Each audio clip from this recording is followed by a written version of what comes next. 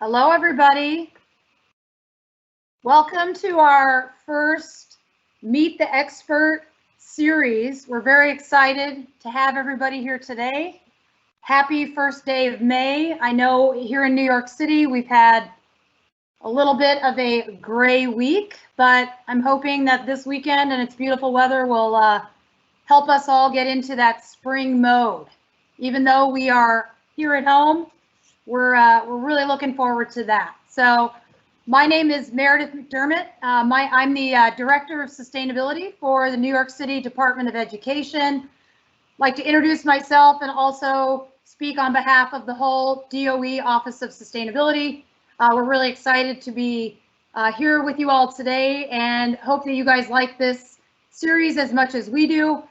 This is new for us. This is, like I mentioned, this is our first session in our new live virtual series called Meet the Experts. And this whole thing is part of our own adaptation to this new digital life that we're all in. So we are planning on doing a Meet the Experts session every other Friday through May so far, with the hope that we are able to continue on and hopefully get to do some interesting things thereafter.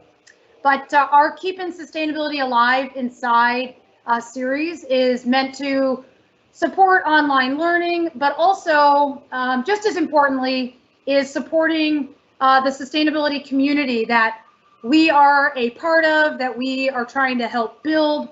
But so many of you at home, we want to make sure that everybody knows that there's still a place for you, for this work, for your teaching or for your learning, or for hopefully for both. So our resource portal has lots of information for supporting remote learning. You can book a virtual green team visit from somebody on our team. We're going to launch a sustainability challenge, so stay tuned for that. And you can also check out our social media, our Instagram. It's at New York School Sustainability. So check that out for kind of a running dialogue of all the things that both we, our schools, and our great partner network are doing during this time. So want to just say a big thank you to our 3 experts who are here today. They willingly are giving their time and their expertise. They're going to answer some questions, and we're really looking forward to all of the different things that they're going to be talking to us all about today. So some really cool stuff that we're really excited about. And I wanted to give a special shout out to our friends Park and Lisa Williams. Park Williams works at the Lamont-Doherty lab at Columbia University, and because he is such an integral part of that organization, he was willing and able to help us to reach out to people within that organization to see if anybody wanted to connect with you all at home. And we had a really great response, and we're really, really excited about that. So big thank you to you, Park, and to you, of course, Lisa. We miss you a lot and can't wait to see you in person soon. So without further ado, I want to introduce our first gentleman, but I do want to tell the audience, for all of you out there, that you might have questions. You're going to hear some really interesting things that you maybe have never seen or heard about before, and that's fantastic. That's what we want. So we want to foster not only you learning, but also a dialogue, and we might not be able to get to every single question, but we are going to take questions at the end. We'll have somebody that's kind of looking at the questions, and then at the end, each presenter will take some questions. So please, if you have any, we would love for them to be relevant to the discussion, but if you want to put them in there, and also you have the option to enter your name above where you type in a question. So if you would please type in your name before you submit a question, that way we know where it came from and we're able to get a better sense of who is with us here today. So again, without further ado, we're going to launch into our very exciting, I personally can't wait to hear from him, Jonny Kingslake. Jonny is a glaciologist. So for those of you that have never heard the word glacier put with ologist, there you go. Glaciologist, very, very cool field of study, increasingly important in our times. Jonny is also an assistant professor at Lamont-Doherty Lab, Earth Observatory at Columbia University. And Jonny's going to tell us about his field work in Alaska that I can do no more credence to. So Jonny, if you are ready, I'll let you take it away. Absolutely. Hi, everyone. And thanks so much for tuning in and to listen to me talk about my fieldwork and my work. So it's really great that so many people are excited about this kind of stuff. And I'm excited too, so I want to tell you all about it. And thanks to the Office of Sustainability for organising this and giving me a chance to reach out to so many people, even when we're all stuck inside and we can't meet in person. So let me get going. So I'm going to talk about Juneau Icefield in Alaska. And as Meredith said, I'm a glaciologist, so I study glaciers. And I'll tell you what those things are, in case you don't know. I know we've got a whole range of people and ages and expertise on the call now. So I'll tell you what those things are. But first, let's get straight into it. Next slide, please. So can we click on to the next slide? I'm going to tell you a little bit about my background when that slide comes up anyway. So after going to high school in the UK, you might hear from my accent, I'm from the UK, I did an undergraduate degree in physics. And so I'm a big advocate for physics. In fact, can we go to the next slide again, actually? Yeah, here we go. I did my undergraduate degree in physics over there in the UK, and we can see on the other side of the Atlantic. And then after I finished my physics degree, I had a lot of options, because that's the cool thing about physics, is it leaves you with lots of cool options. And I decided I want to study something which took me to exciting places like Antarctica and the North Pole and Alaska. So I went on and did a PhD, which is the next step after you do an undergraduate degree, and that's the time when you learn how to do science. And then that was in Sheffield in the north of England. And then I went on to be what's called a glacier geophysicist at the British Antarctic Survey, which is it's just the UK government's group of people who do science in Antarctica. So I was a glacier geophysicist, so doing geophysics on glaciers. So geophysics is really just applying physics, which you learn in school, to the Earth. That's where the geo part comes from. And I was doing that on glaciers and ice sheets. So what are these things? You can see here in this picture, you've got just above North America there, above Canada, you have Greenland. That white patch is the largest island in the world. And that island is actually almost entirely covered by ice. And that's different than the stuff you see over the North Pole. Sometimes you see pictures of lots of ice over the ocean in the North Pole. But the ice which covers Greenland, which you can see in this picture, is actually hundreds of thousands of feet thick. So just like in many other parts of the world, like New York City, it snows in the winter, right? But the only difference is when you go maybe up a mountain or maybe to the North Pole or the South Pole, it just never gets warm enough in the summer to completely remove all that snow. So if that happens for hundreds or thousands of years, what do you get? Well, you just get snow building up and up and up and up, and then the snow compacts, crushes down under its own weight and becomes ice. And it ends up being very similar to the ice you might see in your freezer. You put in a drink or something like that. So these things build up and they end up being so big that they actually store a significant amount of the world's water. So much so that when the ice sheets shrink a little bit, the sea level, the amount of water in the ocean increases. Actually, the ocean actually gets deeper a little bit, and that can actually be a problem. So let's go to the next slide, and we'll see only one of two graphs I'm going to show you today. So along the horizontal, the x-axis, you can see years going from 1995 or slightly before to almost the present day. And then in the vertical, the axis is sea level change. So how much has the sea level changed on average around the whole world? And what you can see, like it says at the top there, sea level is rising. Basically, over time, that curve is going up towards the right-hand side of the graph. And then you can see on the vertical axis, you can see how many millimeters that corresponds to. So that's actually quite a few centimeters of sea level change all around the globe. And you can imagine how much water that is. It's just a few centimeters on the ocean, but the ocean is so huge that it's actually an enormous volume of water.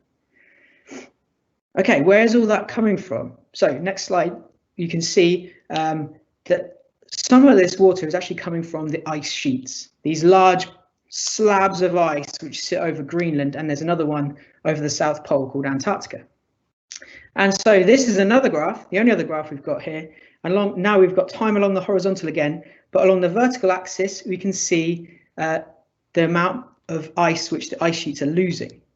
And it starts out at 0 back in 1980, and then that stays at 0 till 1990, and gradually starts dropping off downwards towards where it is today, just before in 2017, you can see that it's actually decreased a lot. And the concern we have is that's going to increase. All right, so how do we know this? The ice sheets are shrinking, sea level is going up, but how do we actually know that the ice sheets are shrinking? Well, on the next slide, I've got the answer. So next slide, how do we know? We know from using lasers from space, which is an incredible thing, right? So NASA and European Space Agency and other agencies have these satellites orbiting around the planet, and they're shooting lasers down and measuring exactly how high the surface of the Earth is. And not just the Earth, but the ocean, and for me is really important, the ice sheets. It's measuring how high the surface of the ice sheets actually are. And that's really good. It's amazing. You can get these amazing pictures of how the surface of the ice has gone down in loads of places, and some places gone up. Next slide, please. And this is what it looks like. So you got this thing spinning around the planet, measuring the surface of the ice. Right, so now this is a kind of interesting thing. This is where my science starts to come in, right? It's not just good enough to measure the height of the ice, the top of the ice. You also actually need to work out how dense the ice is.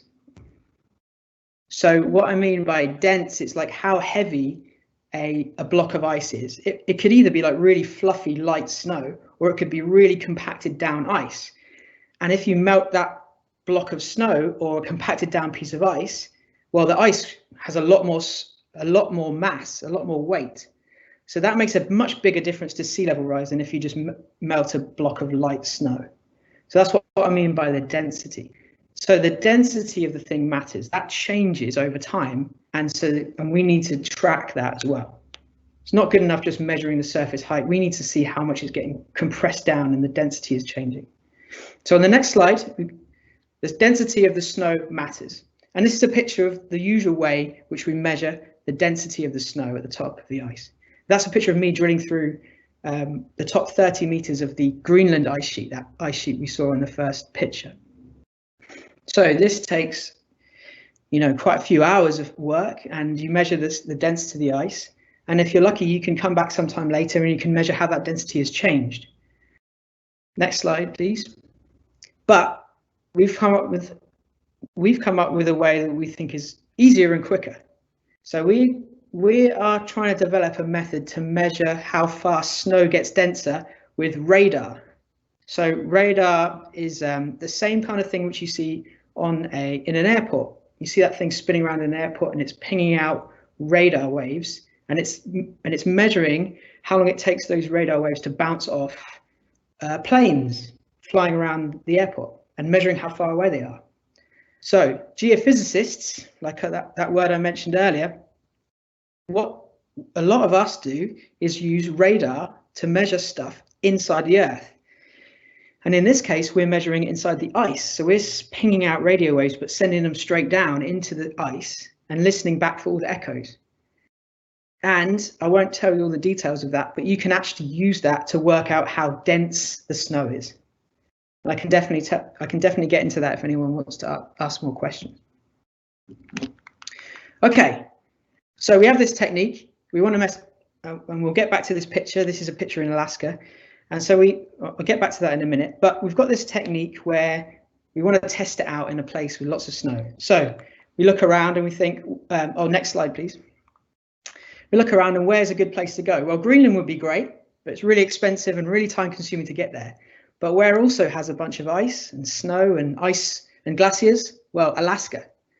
So let's zoom in. Next slide is going to take us into Alaska. Zoom in on Alaska, and then in the kind of middle to the right, quite far south compared to the rest of Alaska, is the capital of Alaska, Juneau. So next slide zooms in on that. Here's the capital of Alaska. Amazingly, it's a tiny, tiny place, and it isn't connected up to the rest of the roads in North America. The only way you can get there is by plane or by boat. Okay, and then the next slide, oh, sorry, actually, let's stay on this slide. You can see all this, this white patch here.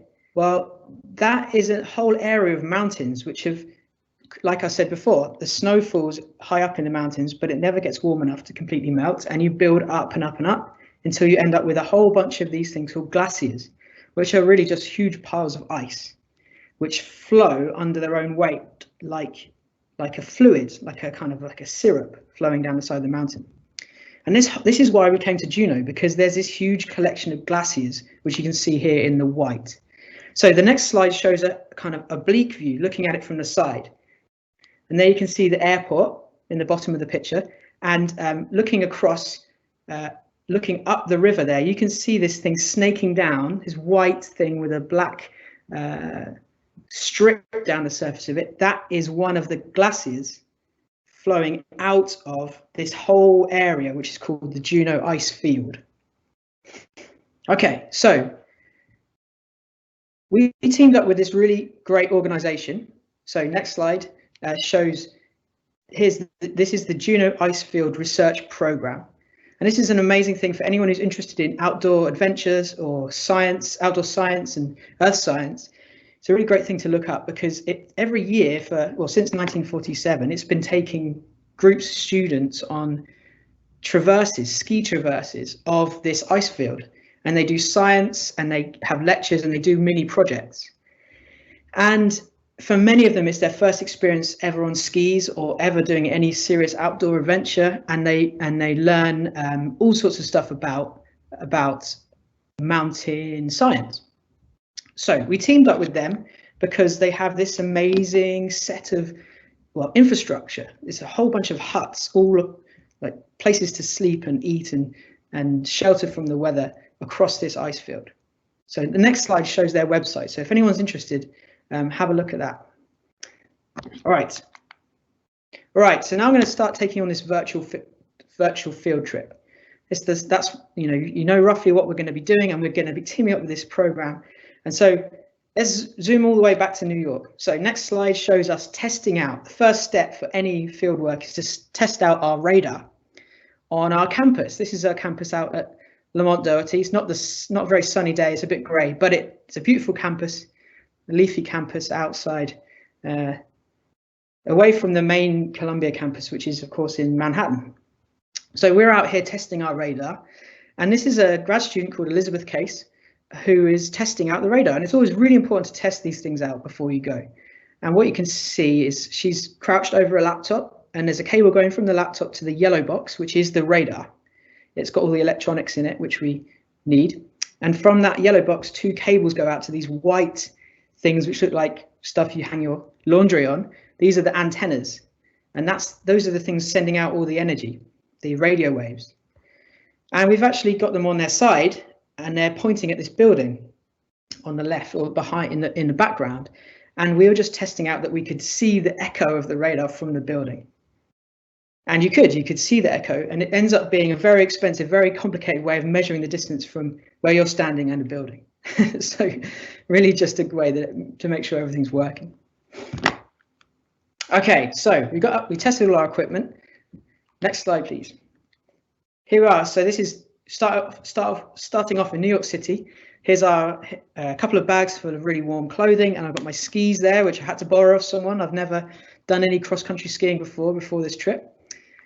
We flew by a normal commercial airline over to Seattle, and then up to Juneau, normal airline. And we ended up in Alaska, in the bottom right here, and it was amazingly warm. I couldn't believe how warm it was. We were swimming in the ocean. Actually, it was warm enough to do that, and there was bald eagles flying over every few minutes, and it was an absolutely stunning spot. So we had a couple of days in this location. Next slide, please. In this location, we had a couple of days to, again, do more testing of our stuff. So one thing we were doing was testing out this drone. If anyone's ever seen these things flying around parks or something, I guess they're not really allowed in New York City, but sometimes you see them anyway, and they're flying around and they have these cameras on, and I'll show you some videos from some of that later. Next slide, please. And another big part of fieldwork is packing and repacking all your equipment. This is a thing which everyone notices the first time they go, that a lot of their time is looking, unpacking all their equipment, checking it's all working again, and repacking it. And here's Elizabeth holding up, I think it's a charger for a battery, and all of our equipment is strewn out everywhere. And this is in this warehouse owned by the Juneau Icefield Research Programme.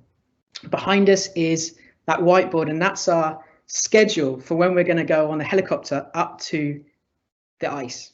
So really exciting time, and really exciting time to be getting all our equipment ready. Okay, next slide. We're off to the airport. All our equipment is piled into a van, and that's our stuff there. We've got our radar, and we've got some other equipment I'll show you in a minute. There's Elizabeth walking across the tarmac at the airport, really excited, just like I was, amazingly excited to get onto this helicopter on the right.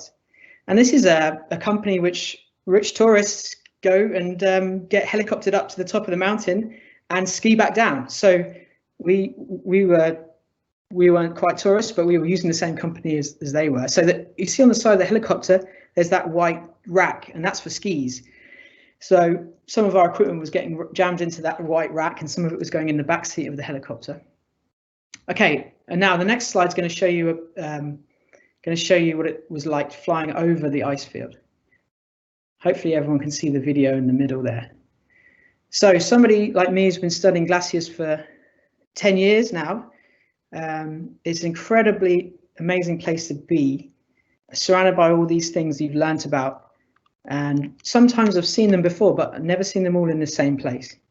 So if anyone does geography or in your class, you might hear about cirques and cirque glaciers. Well, that's one on the right-hand side, which you would only usually see in a textbook. But the video, what that's showing is a bit of the ice field, a little section of ice flowing down towards the camera. We're flying our helicopter across, and the ice is flowing downhill like I said before, like a syrup. It's flowing towards us, and hopefully you might be able to see that there's snow at the top, and then the grey colour there is bare ice, and you can also see lots and lots of lines which are cracks and fractures. So the ice doesn't just flow like a syrup, it also breaks. So it's a really interesting material for that. All right, in the next slide, you'll be able to see what we mean, why this place is called an ice field.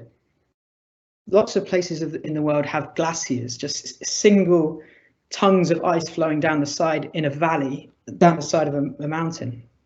But what's really cool about this location is that there's so many of those that they've all kind of coalesced into one and almost buried the mountain range. And what you're seeing here is just a few of the mountain peaks poking out through the ice. So this is why we call it an ice field. Okay, so next slide, and half an hour later we arrive at our field camp, our first stop on the ice field. And this is really one of the most stunning places I've ever been. And it was, and this is one of these camps operated by this research program, and where the students stop for 2 weeks in the middle of their traverse to have lectures and run mini projects out of. And you can see that little collection of buildings, and some of them are the cook huts, and some of them are sleeping areas, and some of them are equipment stores. And surrounding this camp are these amazing glaciers. So on the next slide, in fact, I'll get to that. So first things first, unloading a helicopter on the left, opening up the camp. We got there before the rest of the team, and we were, this area had not been visited since the previous year. So we were up, getting everything set up and ready for a whole crowd of students to arrive the next day, I think it was. So the next slide shows this beautiful setting of this camp. And here's a kind of panoramic view of really one of the incredible glaciers I've ever seen. So what's going on here is the ice is actually flowing really fast, actually. When I say really fast, it's moving at maybe 2 meters a day. So slow compared to a river, but fast compared to most things you see in a mountain location like this. So ice is flowing from the left and flowing downhill, down a steep bit, and then reaching this flat area down below. And then the flat area down below kind of stretches out into the distance. And then the next slide shows a picture from the drone. So one of the a really wide angle view of what's going on here.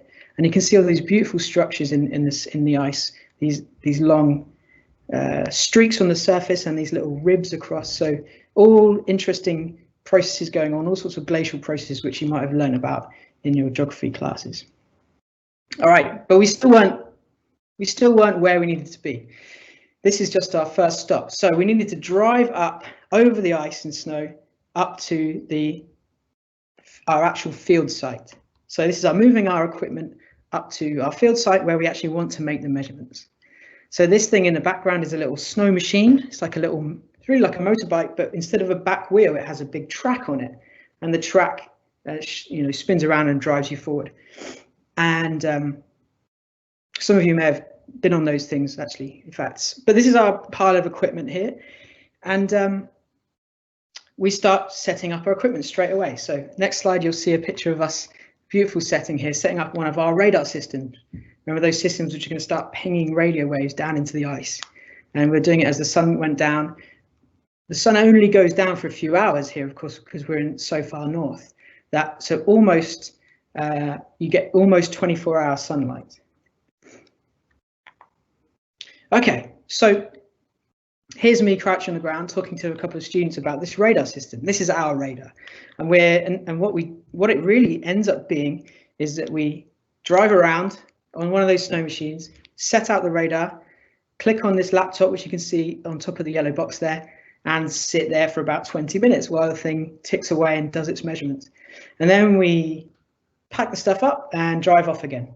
And that process repeats. So we did that 90 times over 2 days, and then did something else for a bit of time, and then came back and did it again in 10 days time and did it 90 times again. So that's the thing about fieldwork. It's one of those things where there's a huge amount of beauty, and it's an incredible place to be and a privilege to be there. And sometimes it ends up being incredibly dull because you do something over and over again 90 times in a row. But it's worth it. Okay, next slide. The other thing we were doing is drilling. So here's a video taken from the drone of what that looks like. We were measuring the density with the radar, but of course we were testing this technique out. So we wanted to also measure the density by actually getting samples of snow and measuring the density. So what Elizabeth's doing here with the sun hat on in the middle is getting the, maybe we can play it again. Getting the drilling equipment down the hole, and it's going to reach the bottom of this deep hole, and then we're going to attach an electric drill on top, and it's going to start boring down, and then we'll be able to drag that piece of ice back to the top, and then the people in the hole in the ground on the left are the people who are analysing each piece of ice as it comes up. And analysing is pretty simple in this case. These are the students who are on the trip, and we've trained them up to do this. It's really take it into sections and measure the weight of the sections and the volume of the sections.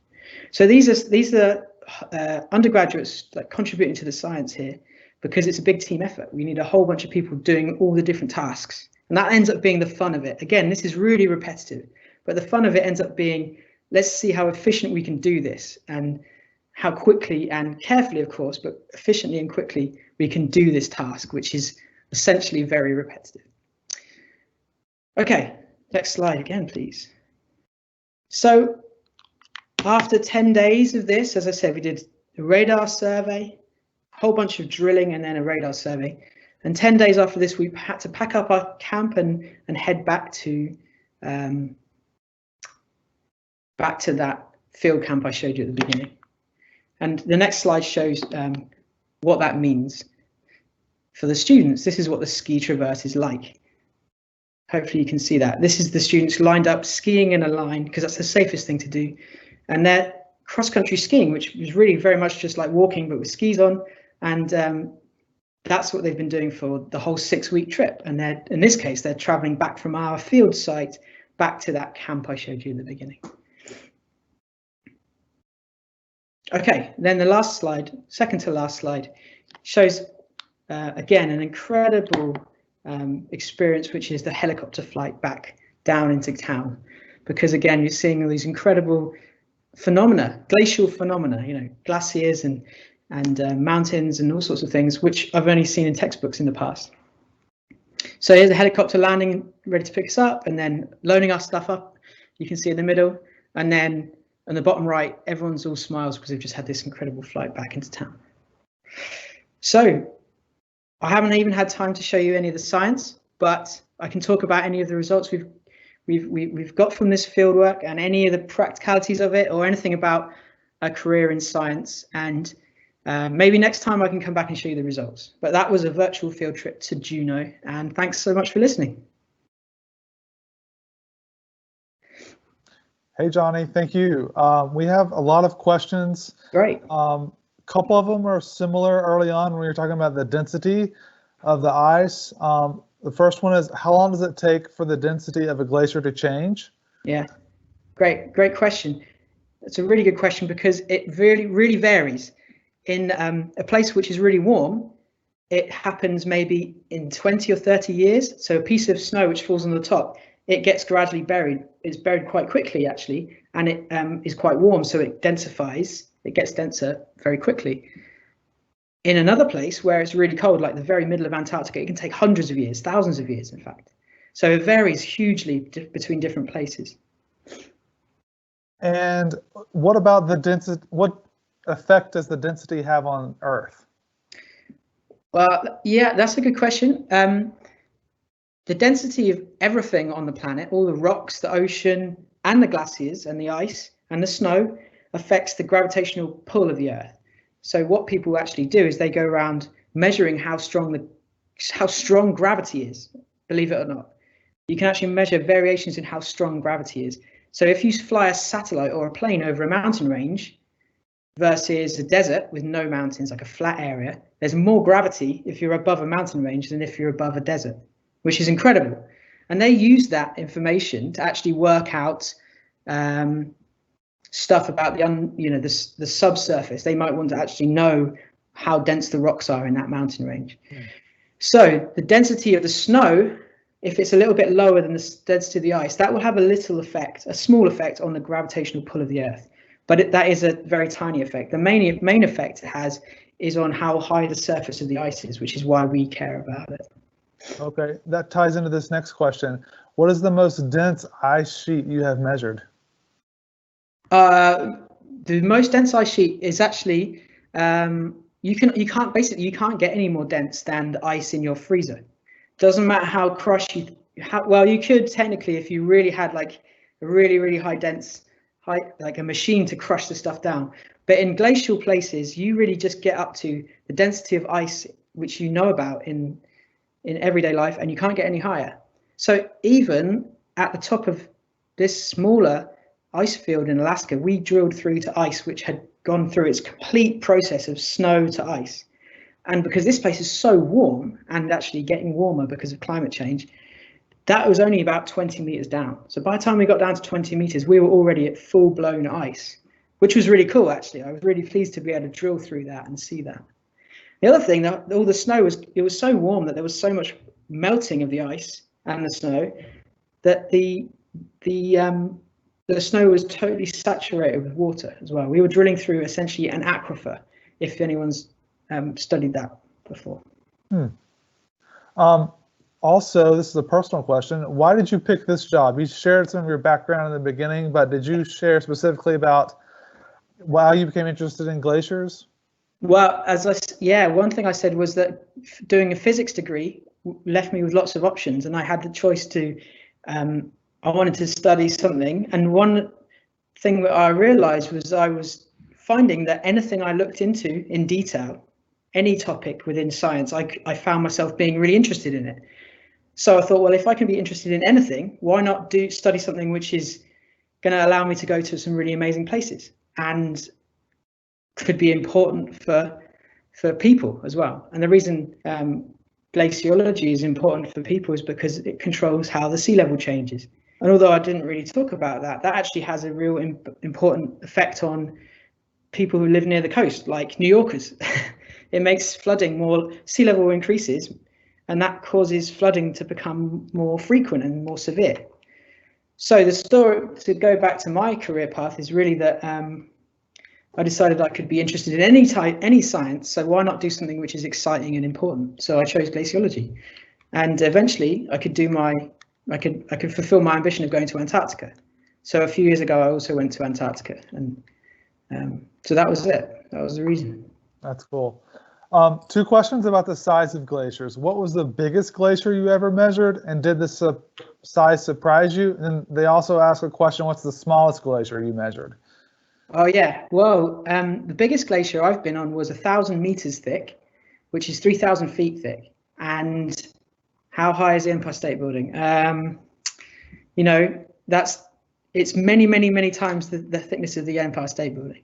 So incredible, you know, it did surprise me. I think I was expecting it to be roughly that thick, but to be standing on something which is 1,000 meters thick before you get to any rock, and all the way down would just be pure ice, except for the top bit, which is snow. It was amazing, incredible. Now, the smallest one, it depends on what you call a glacier, right? So if a glacier is only like 2 meters thick, it's too thin to flow. It's too thin to flow like a syrup or a fluid, and it just stays there. So it doesn't actually count as a glacier, because glaciers are pieces of ice which are thick enough to flow. So the definition is about 50 meters, like 150 feet. Oh no, 30. Sorry. So 90 feet thick counts as a glacier. So I think I've been on things which are too small for that, and things which are about that size. So that's the answer to the smallest glacier I've been on.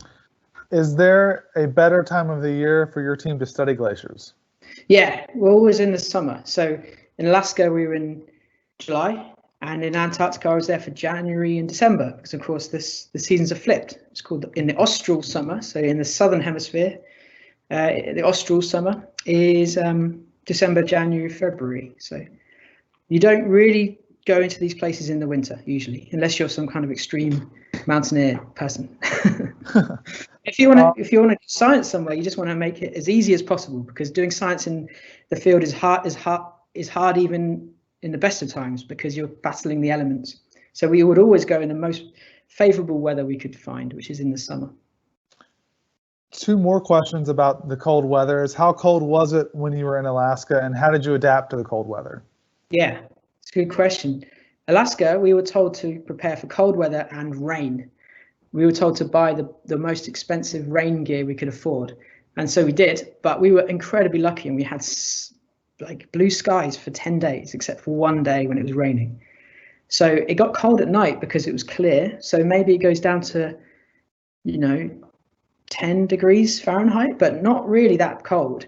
20 degrees Fahrenheit, maybe. It was really much warmer than I expected. In Greenland, that picture of me doing the drilling, that was the coldest I've ever done field work, and that was minus 35 C, which is about minus 35 F as well. And camping at minus 35 in a sleeping bag that's the coldest I've ever been.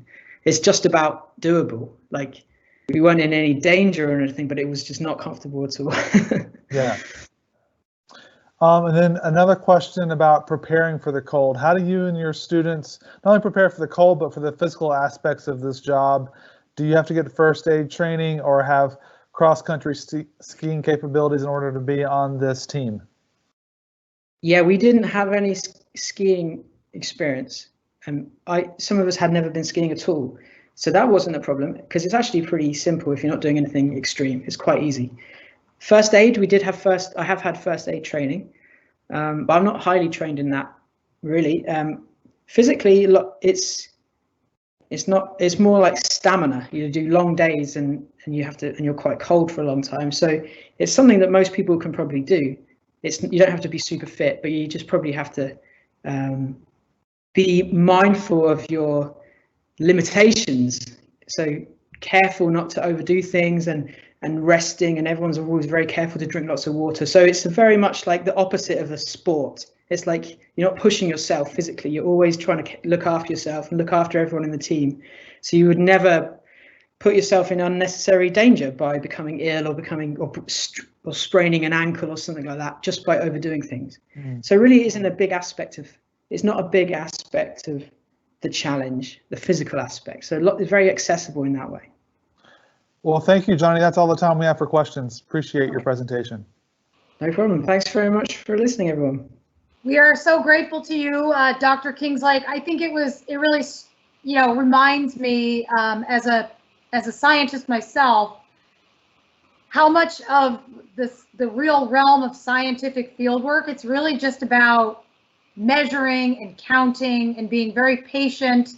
Like you mentioned, it really brought me back to a lot of research work, field work that I did. A lot of mine was underwater, but it definitely brought back a lot of those memories. But it really kind of tells the viewers here, shows that there's really such an interrelationship. There's a huge place for science always, right? And there's such an interrelationship with systems and places that we might not be able to see. We might not be able to see them ever in our lives, but things like glaciers, they do impact how we live our lives here in New York City. And I just think there's no greater way to really demonstrate that than through science, and especially through field work. So your passion is evident for any students that are here with us today. I think, Dr. Kingslake, you're a great example about, sometimes people are really interested in things that might seem different from what other people are interested in. You know what? We need those people. We need people, and we definitely want people who have as much passion about their work as you clearly do. So thank you again to Dr. Kingslake for being with us. We hope to see you again soon, and just thank you so much again. And we are going to start our next presenter, and I'm really excited to have our next presenter. We're going to kind of switch gears a little bit with what is a familiar face to me, and also to a lot of folks on my team, and to a lot of teachers who are out there with us today. Lisa Mechaley, she is a fantastic person and works with a partner organization. She is an educator and a fantastic facilitator of professional development for teachers, both in New York City and all across the country. So she works at, like I mentioned, the Children's Environmental Literacy Foundation, with whom we work closely and are trying to always work more closely across some really great environmental education programs. And Lisa also co-authored a book that she is going to tell you about today. So again, for those of you with questions, please plug them in, and we will get some of those to Lisa at the end of her session. So Lisa, welcome, and thank you so much for being here. Thank you, Meredith. It's great to see you, even virtually. And hi out there to everyone who's joining us. Thanks for joining us and spending some time during your day. I know you have a lot of things you can choose from virtually, so I'm very happy that you're here. And I'm going to just speak a little bit today about a book, as Meredith said, that I co-authored with my husband called Weather, an illustrated history from cloud atlases to climate change. Next slide. And here's the cover art. And I'm going to just discuss a little bit about the structure, how the book came about, and then show you some of the content. So here's how we got started. As Meredith said, I've been a teacher, an environmental educator. I now work for CELF, and my husband, Andy Revkin, is a journalist. He's an author. He's authored 3 books. One called The North Pole Was Here, the other called Global Warming, Understanding the Forecast, and The Burning Season. And he's also an educator. He's now working for Columbia University on a sustainability initiative, writing in sustainability. And he was asked to write a book by Sterling Press. And he was, as always, very, very busy. And so we decided to write it together. And our son, Jack, actually also helped out. The author photo is actually his photo that he took of us on Cadillac Mountain in Maine, one of our favorite spots. My mom lives up there. Next slide. And so our book is about 100 moments of weather. And each page, I don't know if you can see me, but here's the book. And the book is structured so that each page of the book is broken down so that there's a piece of art And there's a 300-word story that accompanies, well, the art accompanies the story. And this was actually a model given to us by Sterling Press. They had published a lot of different books. Some of them were a little bigger. They had this book on medicine, and it's the same idea. You have the photo and then the information. And then we even have a Taiwanese version of our book, which is kind of exciting. So here it is, and it has the same exact format. Just some of the pictures are a little different. And so we had to, you know, if you think about all the amazing weather moments that there have ever been, how do you choose those 100 weather moments that you want to highlight in a book? And so what Andy and I decided was that we would sort of highlight the learning journey throughout human history that humans have had with weather. And throughout most of history until recently, the climate to human relationship has been one way. Climate and weather affect humans, and that's it. It's a one-way relationship.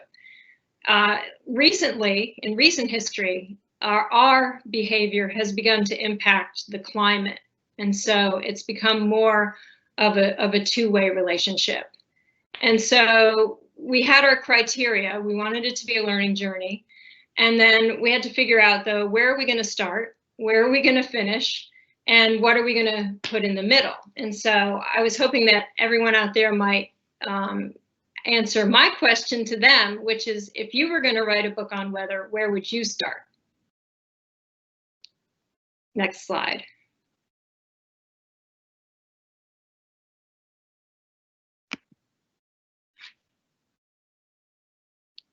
And I don't know if anybody has. Not yet, Lisa. So for our audience out there, if you could, in the Q&A box, answer this question: how would you start a book on weather?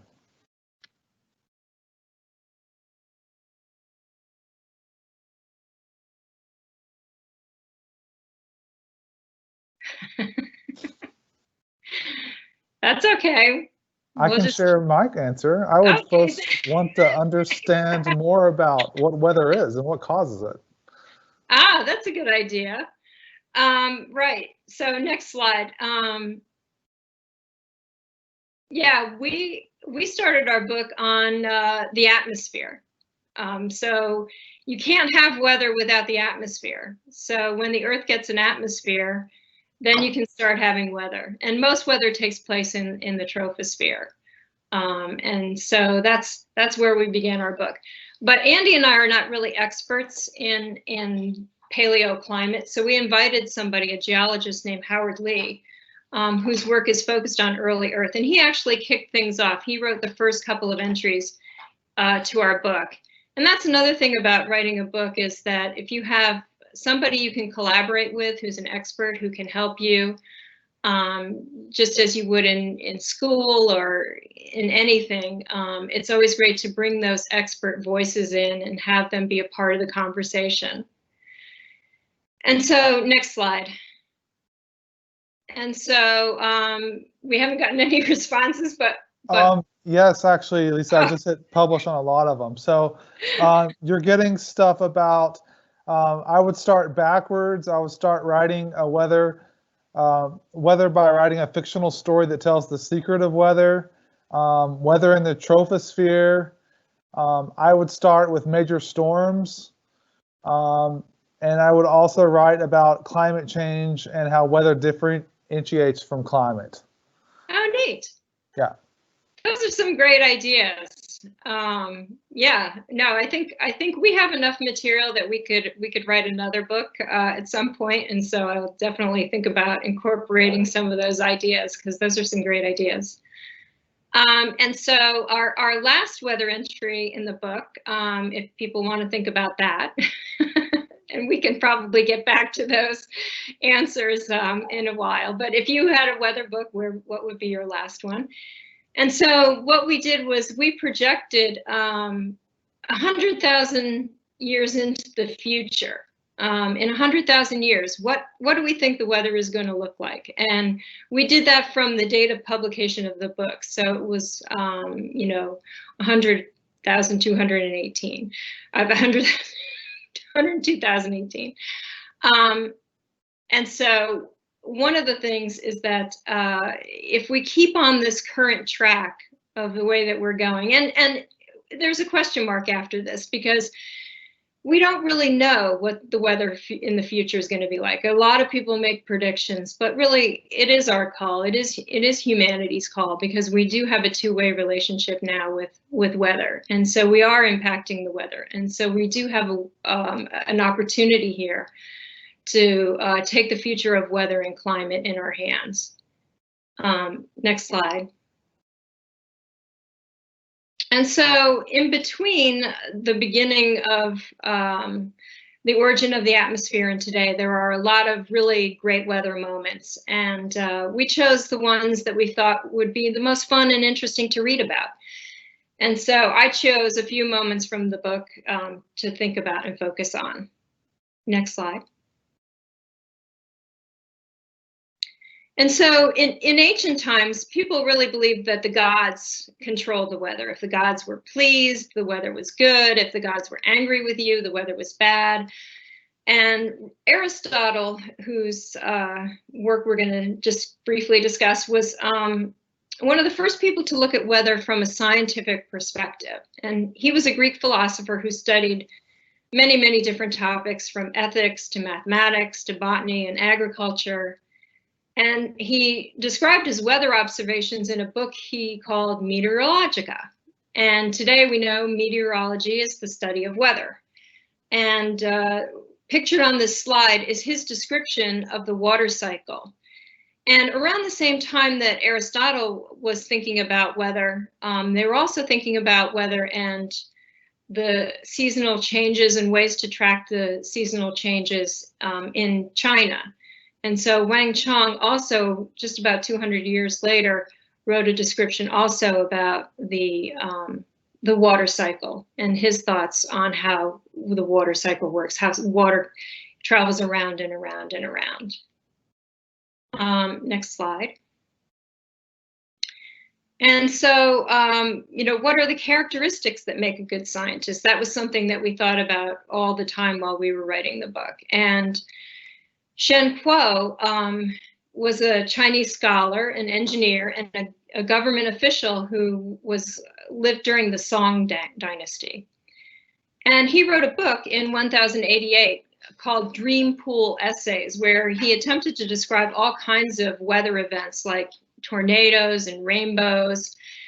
But probably his most important observation was that climate is not constant. And he came to this conclusion by observing a spot on a riverbank where it had given way. And he noticed that in the layers of the riverbank, there was some fossilized bamboo. And so he wondered, bamboo doesn't grow here. How did it get there?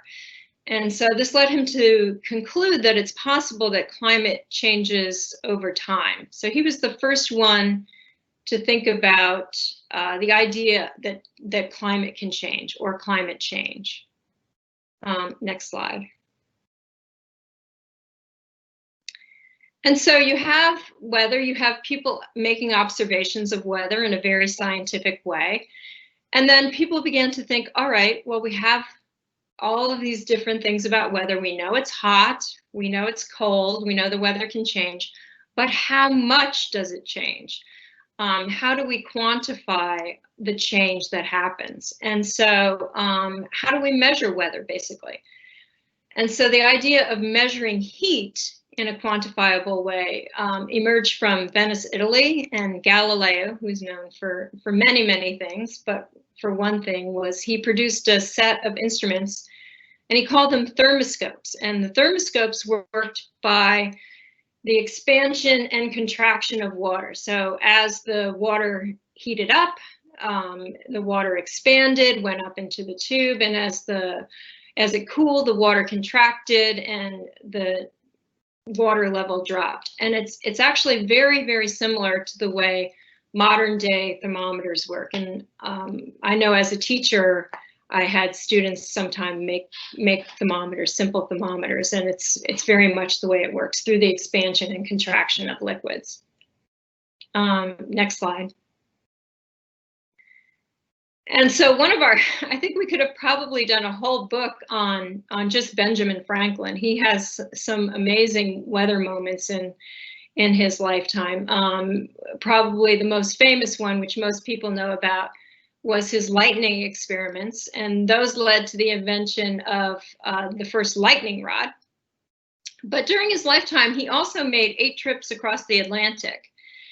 And on those trips, on the first one particularly, we had Galileo, who invented the thermometer, and we have Benjamin Franklin, who's now using the thermometer to measure the ocean temperature all the way across the Atlantic as he was going through the Atlantic. But one of my favorite stories about Benjamin Franklin was that in 1755, he and his son were visiting a friend in Maryland, and on a horseback ride, they saw a newly forming dust devil. And Benjamin Franklin had a fascination with dust devils, whirlwinds, water spouts, and tornadoes. And so he got very excited and he started chasing after it on horseback, and he began whipping it with his riding prop just to see if he could change the way that it was whirling. And he had no effect, but you know, I thought it was a fun story.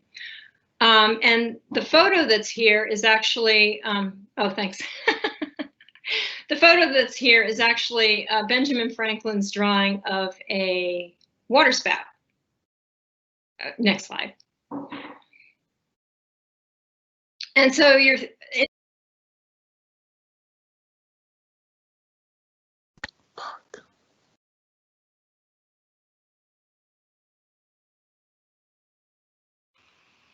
Hey, Lisa, can you hear me? If you can hear me, I think you might be on mute.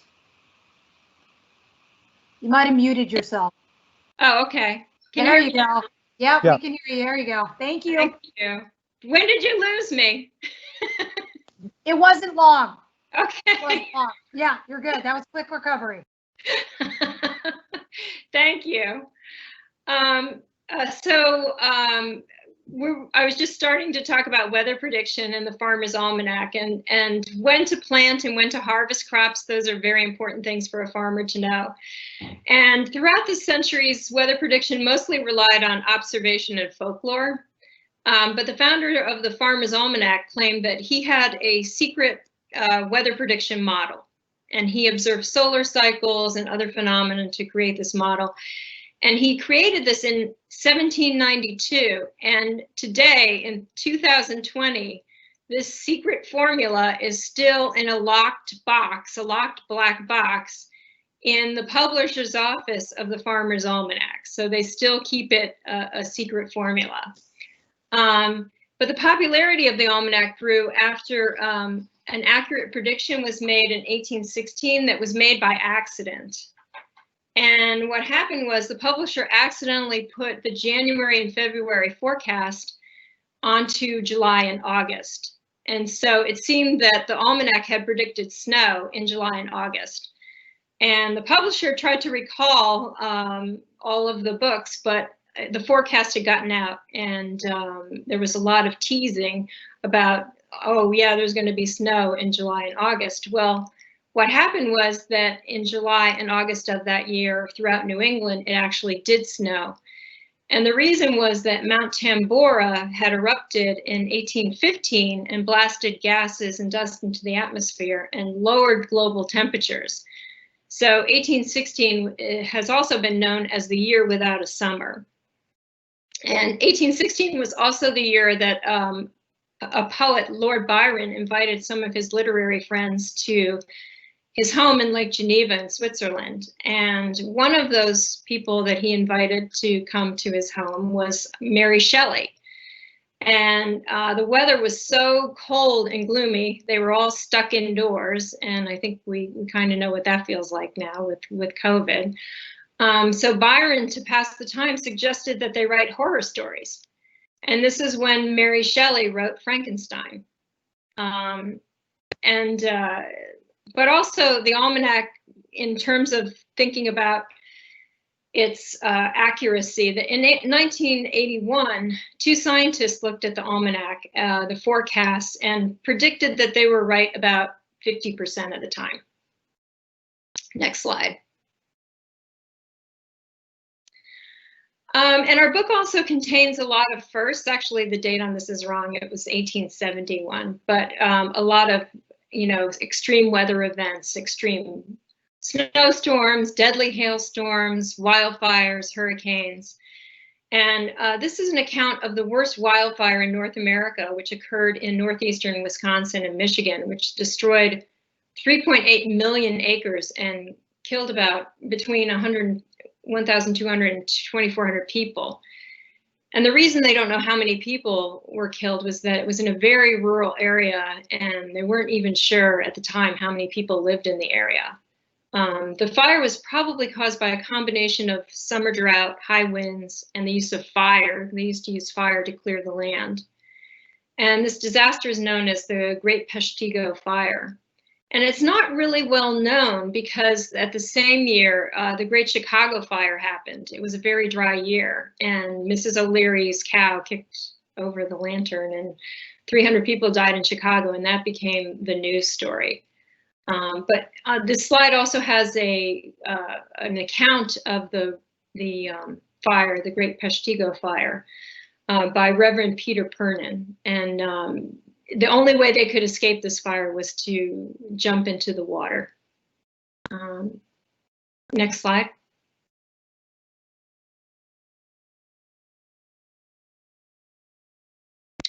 And you can't really have a book about weather and climate without discussing greenhouse gases and climate change and global warming. And, you know, the discovery of greenhouse gases is actually up for debate a little bit. At a scientific conference in 1856, a woman named Eunice Foote, who was an amateur scientist, discussed an experiment that she had done where she took 2 glass cylinders, filled them with various gases, and put them in the sunlight, including moist air and carbon dioxide. She put a thermometer in each container and discovered that the cylinder with carbon dioxide was warmer in the sunlight, and when it was removed from the sunlight, it took longer to cool.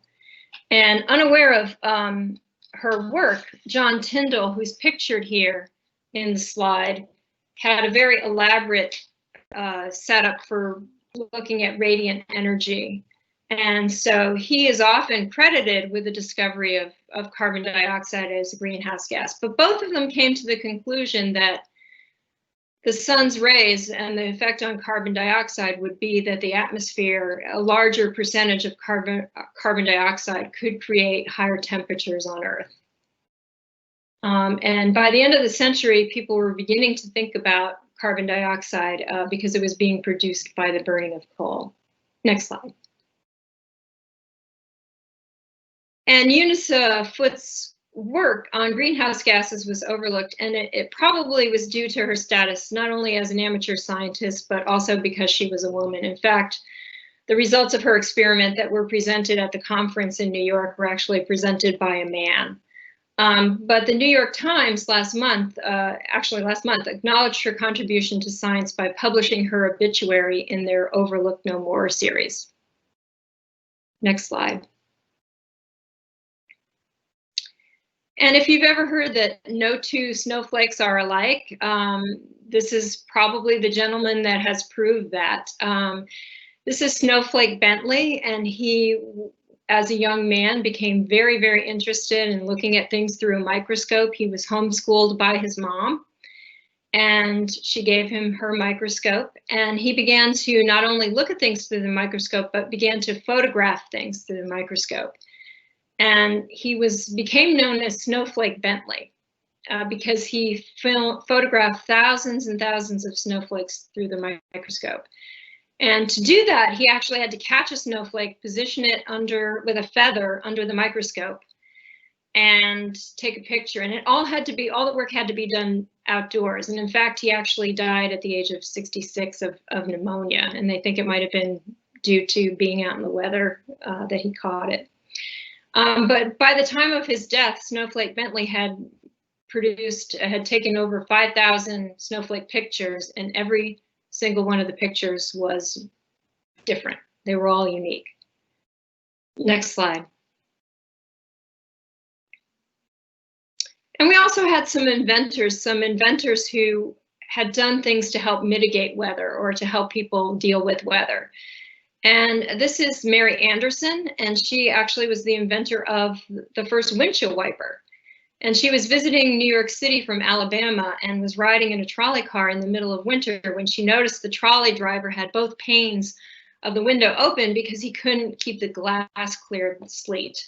And so when she got back to Alabama, she began to work with a designer and was eventually granted a US patent for her windshield design, which you see also in the picture. And in 2011, she was inducted into the National Inventors Hall of Fame. Next slide. And, you know, most of us know a little bit about the jet stream, but if you don't, the jet stream is a river of air that's about 25,000 miles up in the atmosphere, where the winds exceed about 150 miles per hour. 150,000 would be a lot. And it became popular in literature, the term jet stream, in around 1947, but the winds were actually discovered 20 years earlier by a Japanese meteorologist, Washiburo Oishi. And between 1923 and 1925, he launched balloons to estimate wind speeds at different altitudes. And he was the one who actually discovered that layer of air at 25,000 feet. His findings were not really well known because he wrote them up in a language called Esperanto, which was an attempt at a universal language, and not many people ended up reading his results. But during World War II, Japan used Oishi's charts to launch 9,000 balloons carrying bombs and used the jet stream to carry these bombs toward the US. Most of them landed in the ocean, but actually 300 of them made it to the US. And I'm just going to read an account from our book of what happened with one of the bombs. Nearly all of those that did arrive landed in unpopulated areas, but one of the firebombs did claim victims. On a beautiful May afternoon in Oregon in 1945, a pastor, Archie Mitchell, and his pregnant wife, Elise, took their five children from their Sunday school class on a drive to enjoy a picnic in the woods. While Mitchell sought advice from a crew doing road work, Elise and the children explored the forest nearby. Richard Barnhouse, one of the road crew workers, saw Elise and the children pointing at something on the ground. Then there was a large explosion. The fiery blast killed Elise and all the children, the only casualties from enemy action on the North American continent, killed by a bomb carried across the ocean on a paper balloon. Next slide. Lisa, we've got about 2 minutes left of the presentation, and then we're going to open it up for questions. Okay, great. Thank you.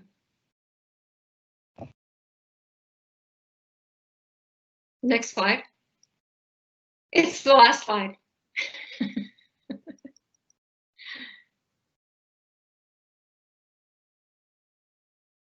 And so the idea of that science can change weather came about in the 1960s in an emerging field of study called geoengineering. And there are risks to geoengineering. In 1962, the director of the US Weather Bureau warned that these engineering feats could have side effects that could outweigh, the short-term benefits. But in 2006, there was an article published in Climate Change on an essay supporting the idea of geoengineering to deal with climate change. And so there's two ideas, but I'm gonna stop there. Next slide. And so here we are, our little blue dot. Next slide. And here I am, if you want to reach me. I'm Lisa at selfeducation.org. And these are our Twitter, Facebook, and Instagram handles. So thanks for inviting me. And yeah, I'd love to hear some questions. So Lisa, thank you.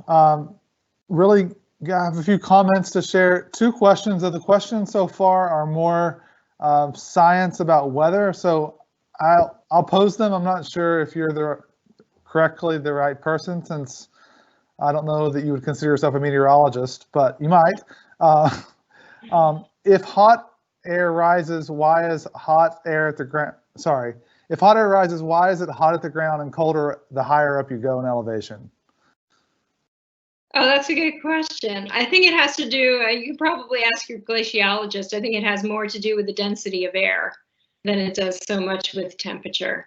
Okay. As you know, it gets harder and harder and harder to breathe as you get higher and higher and higher, and the air becomes less dense, so it's unable to hold more heat. I believe that's I see Johnny just came back on. He's shaking his head and giving a thumbs up. So. Oh, good. Lisa, if this was a game show, you would have won big right there. The other science weather question is, why does the sky appear to turn green during a tornado? That's a good question. I don't really know. I don't know if my husband's around. He might know. Okay. Okay. And then a question just about the last story you shared with the Japanese bombs. Do you know if there's been any other attempts in history to use the jet stream as a weapon transporter? No, I don't. Not that I'm aware of. Okay. Oishi actually never knew that it was used that way. He died in 1940, so he was just doing the experiments for pure scientific reasons, not to develop a weapon. And then just some general feedback. I love the side stories related to weather events that you highlight. It's fascinating to learn about the chain of events.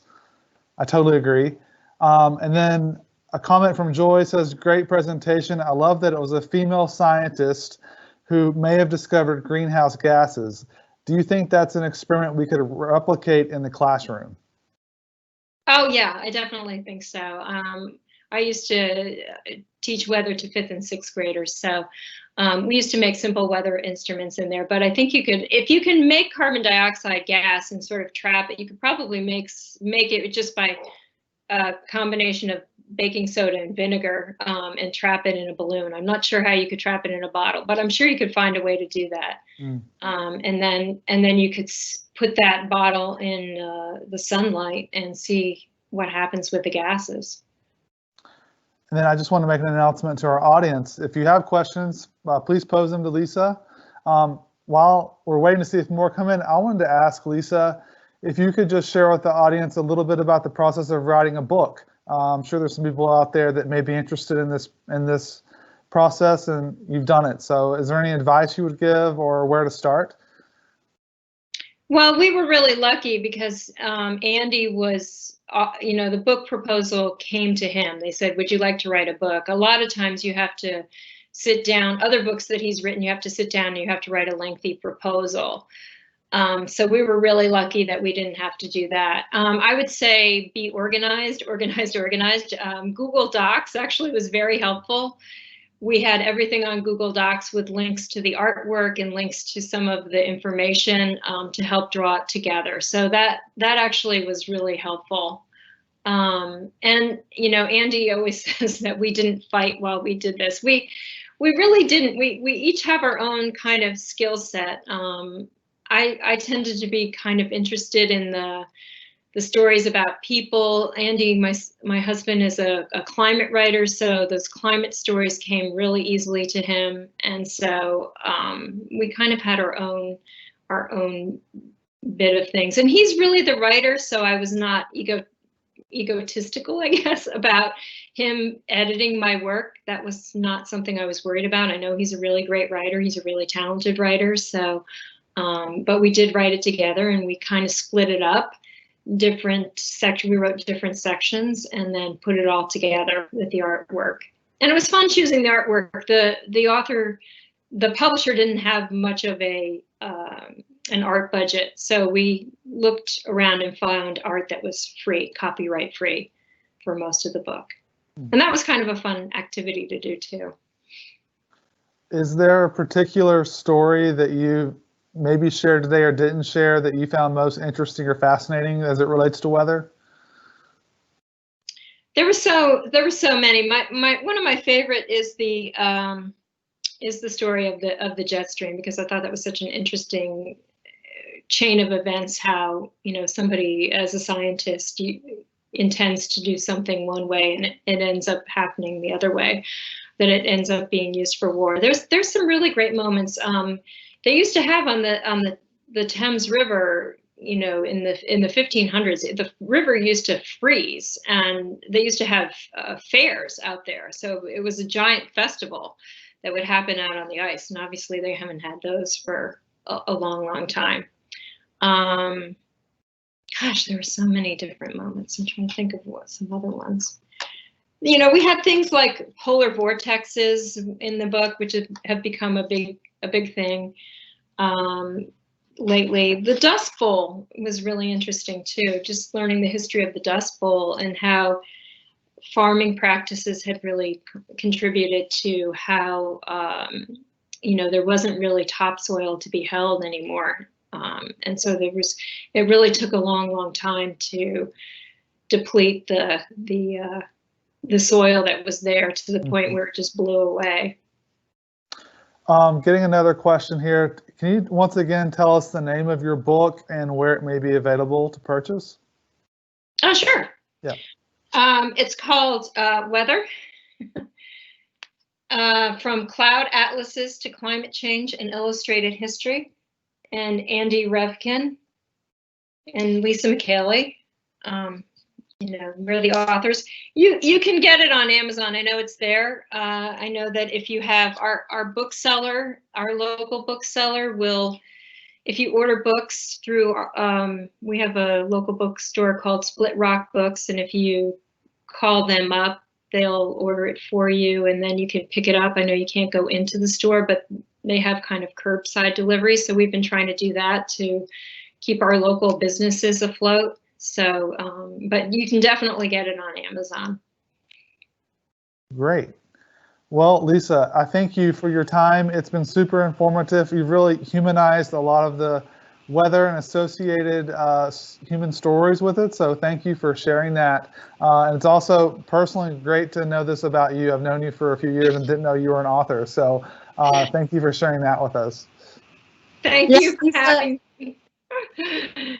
Lisa, we want to tell you how much we appreciate you and your work, and also give a big shout out to CELF.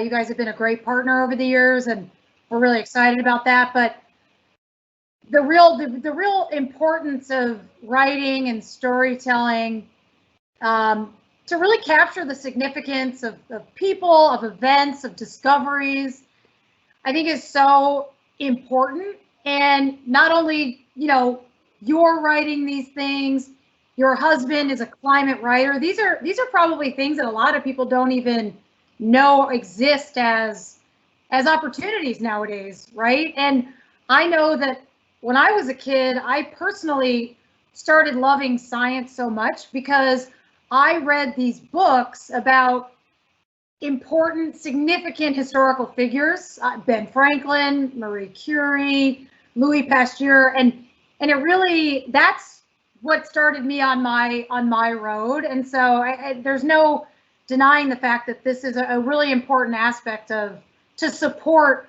scientific study and discovery, but also just humanity as well. So thank you, Lisa, so much for being here. It was so good to see you. We hope to see you soon for sure. So thanks, Lisa. Thanks. It was great to be here. Thanks to all of you at the Office of Sustainability. It's always great to see you. You too. So Lisa Mechaley, woo! All right, so we are going to our last but not least presenter. I am very excited to hear from Dr. Noah Bresman. First of all, we welcome you. We haven't actually personally met before. I am really glad to virtually meet you, but it's great to have you here. We also want to congratulate Dr. Bresman because he recently completed his PhD at Wake Forest. So hopefully everybody can give Dr. Bresman a big clap at home. That's a really big deal. That does not come easily. So good job. And we're excited to hear about all the work that you have undoubtedly put in over the years. Also, interestingly, you know, and coming after Lisa Mechaley at CELF, you also worked at CELF. So I'll let you kind of introduce that. But he's a big, Dr. Bressman's a big proponent of student voice, especially in this work. So thank you, Dr. Bressman. Welcome, and take it away. Thank you. So as you said, I was actually the first student ambassador for the CELF program, and I helped co-found the program. When it started off, when I couldn't do all the work myself, started spreading it around. But I continued with the track, and now I research invasive species, particularly invasive amphibious species of fish, and I'll start talking about that. Yeah, so I'm going to talk about a little bit about my dissertation research that I did to complete my PhD. It's on invasive amphibious fishes, why, how, and where. So here are a bunch of amphibious fishes. Most fish are known for going into water, living their whole lives in water, but they actually go onto land for a variety of reasons, and there's a variety of diversity that goes onto land. Can you go next slide? Yeah, so here's a bunch of the different fish that come onto land. You have sculpins, snakeheads, catfish, gobies, mud skippers, bikers, killifish, blennies, eels, from all around the world, from Arctic regions to tropical regions, deserts, swamps of Florida. In Westchester, that actually eel on that land on the left on the grass, I took a photo of it in Westchester. So there's fish that go onto land all over. And in order to survive on land, they have to have some adaptations to do so. Next slide. So some of their adaptations for terrestrial life include an air breathing ability to breathe air. If you can't breathe air, you're not going to survive very long out of water. So what you're seeing here is actually the gills of a walking catfish, and they have this branching tree-like organ above their gills, which just has a lot of surface area and allows them to breathe a lot of surface area and a lot of blood vessels, which allows them to breathe air. They also need to avoid drying out. You click it. And so a lot of fish, to avoid drying out, they don't have keratin in their skin like we do or other land animals, so water can evaporate from their skin. So you have things like mud skippers that stay in the mud, stay moist. You also have fish that stay generally near water. Can you click it? But fish also need to be able to move around on land to be able to survive. If you can get on land but you can't go anywhere, it doesn't really help. So I got a video to show you what it looks like of some fish moving around on land. And you'll see there's two different ways fish move in here. Some will be these mud skippers will be doing a crutching behavior where they use their pectoral fins and kind of crutch themselves along. There's also a jumping behavior that you'll see them also perform. Just a second. There we go.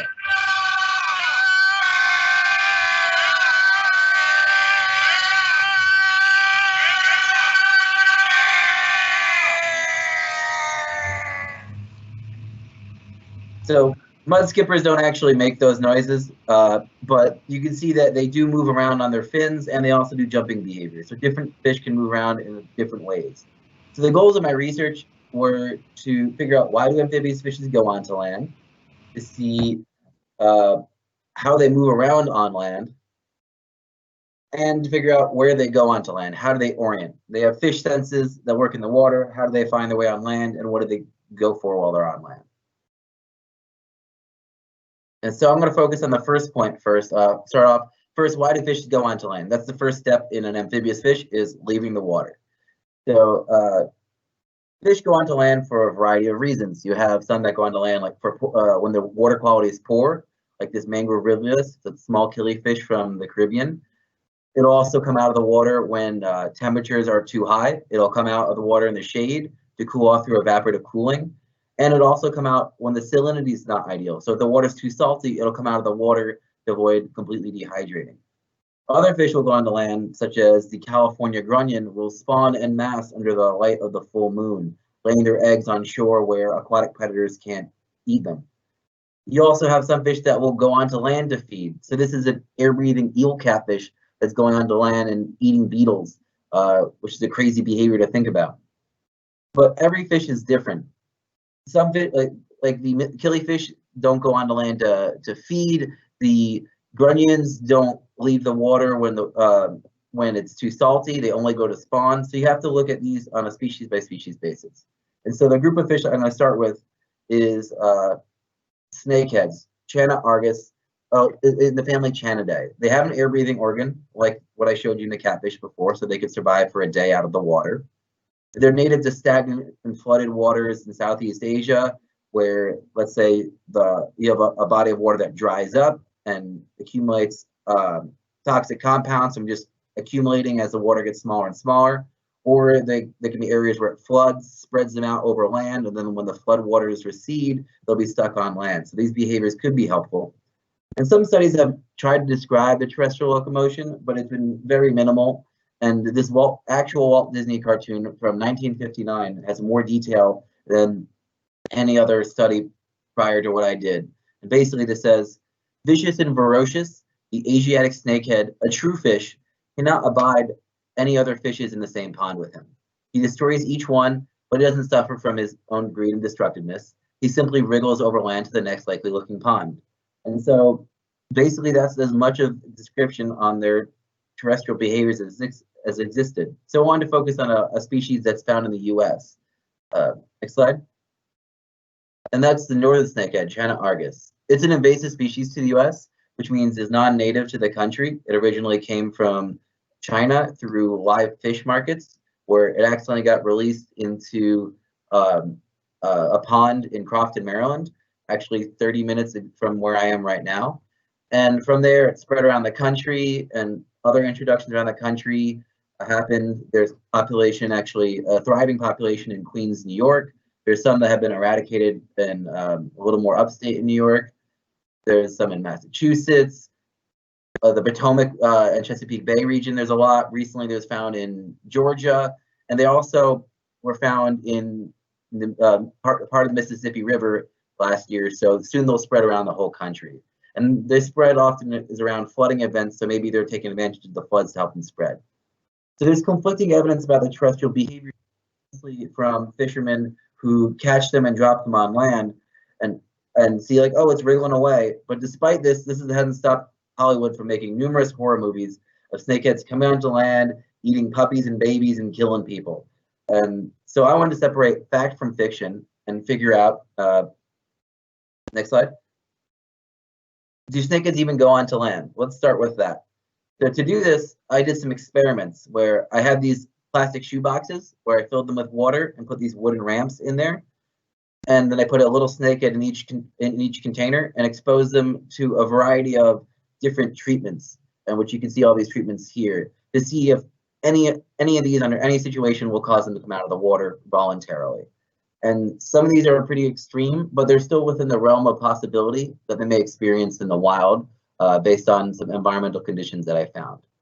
Out of all of these treatments, only 3 of them cause them to come on the land. Next slide. So saltwater, low pH, and high dissolved carbon dioxide. So you can see this is what it looks like. Here's a little one coming out onto the platform, clearly leaving the water. And so these are freshwater fish, and they can't tolerate salt water that much. So in coastal areas where there may be a pond near the beach, or there's a pond near the beach, they may, when a flood happens, a big high tide, they may have to leave the water to escape the salty conditions. Low pH is when the water is acidic, can happen in similar conditions that high dissolved carbon dioxide can happen, where it's stagnant bodies of water or like a puddle or a trench that just has a lot of rotting material in it, a lot of rotting plants. And that's actually the bodies of water that snakeheads are often found in. Like they really prefer that type of stuff. So these are conditions that they actually may experience. So I want to see, can snakeheads come onto land? And yes, they will come onto land under poor water conditions. But what about other fish? Because every fish is different. So I use another species of fish that's also invasive to the US, the walking catfish. Like the snakehead, it's invasive in Florida, but like the snakehead, it eats native species and outcompetes other native species. It does exhibit amphibious behaviors like other air-breathing catfish species. It's known the walking catfish because it walks on land. And the earlier catfish I showed you feeding on a beetle, those are related, and those also feed on land, particularly at night. They're thought to only emerge around heavy rains, but this hasn't actually been confirmed. And so to do this, I did a survey on walking catfish terrestrial natural history, where I created a survey that had questions like what for people who see walking catfish on land, like what is the weather like, what was the time of year, time of day, location, all that stuff. And overall, I got 88 responses from Florida wildlife related Facebook groups. And from of these, I also added some data from 38 YouTube videos that I analyzed. And here's what all the data looks like. So it's a lot to take in, so I'm going to go graph by graph. So there doesn't seem to be any trend. Sometimes you see one catfish on land, sometimes you see hundreds, and sometimes they're individual, or they're scattered across everywhere, or they're in a clustered type group. So there doesn't seem to be trends with that. But most of the observations are at, can you go back, please? Most of the observations are at during the day, but some have been during the night. There's still a good amount of them coming on down at night. And most often they're seen on land when it's wet out and raining, but still sometimes while it's sunny and dry. And this mostly happens in the summer when it's the rainy season, but still some during the dry season. And they're most often seen on concrete, like sidewalks, parking lots, roads, but still sometimes seen on grass and soil. Interestingly, though, most of the observations were nowhere near any visible bodies of water over land. And now this has to be taken with a little bit of grain of salt. There is some observer bias. You don't really have people going out at night during hurricanes in rural areas looking for catfish on land, but still enough to draw generalizations from. And next slide. There were some interesting things to note on this, though. There were 17 observations of walking catfish either going into or out of storm drains. And combined with the data of them appearing out of nowhere near bodies of water, it seems like these catfish are using the storm drains to disperse underground, and then when it floods, they come out of the storm drains, disperse overland in the roads, and then go back to storm drains using the underground canal system to navigate. And Florida is different than other states in that there's not really much topography.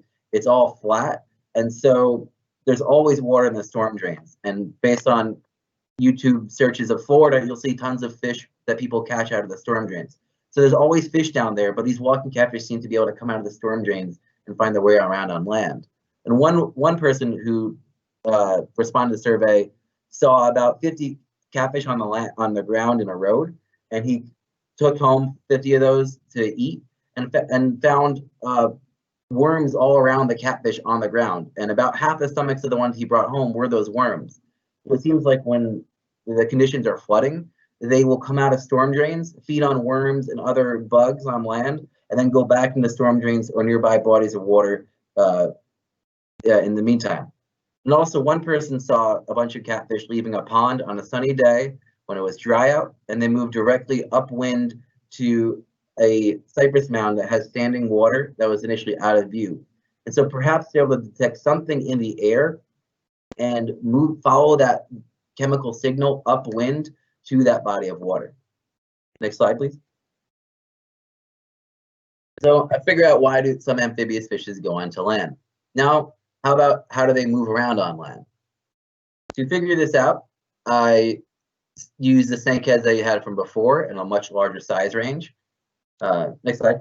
And I want to see, can they effectively move over land, though? We see that they will come onto land, but can they effectively move over land? If so, how do they do it?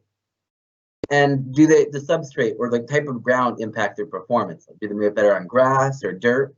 And so to test all of this, I got a bunch of snakeheads over a wide size range from the Potomac River tributaries.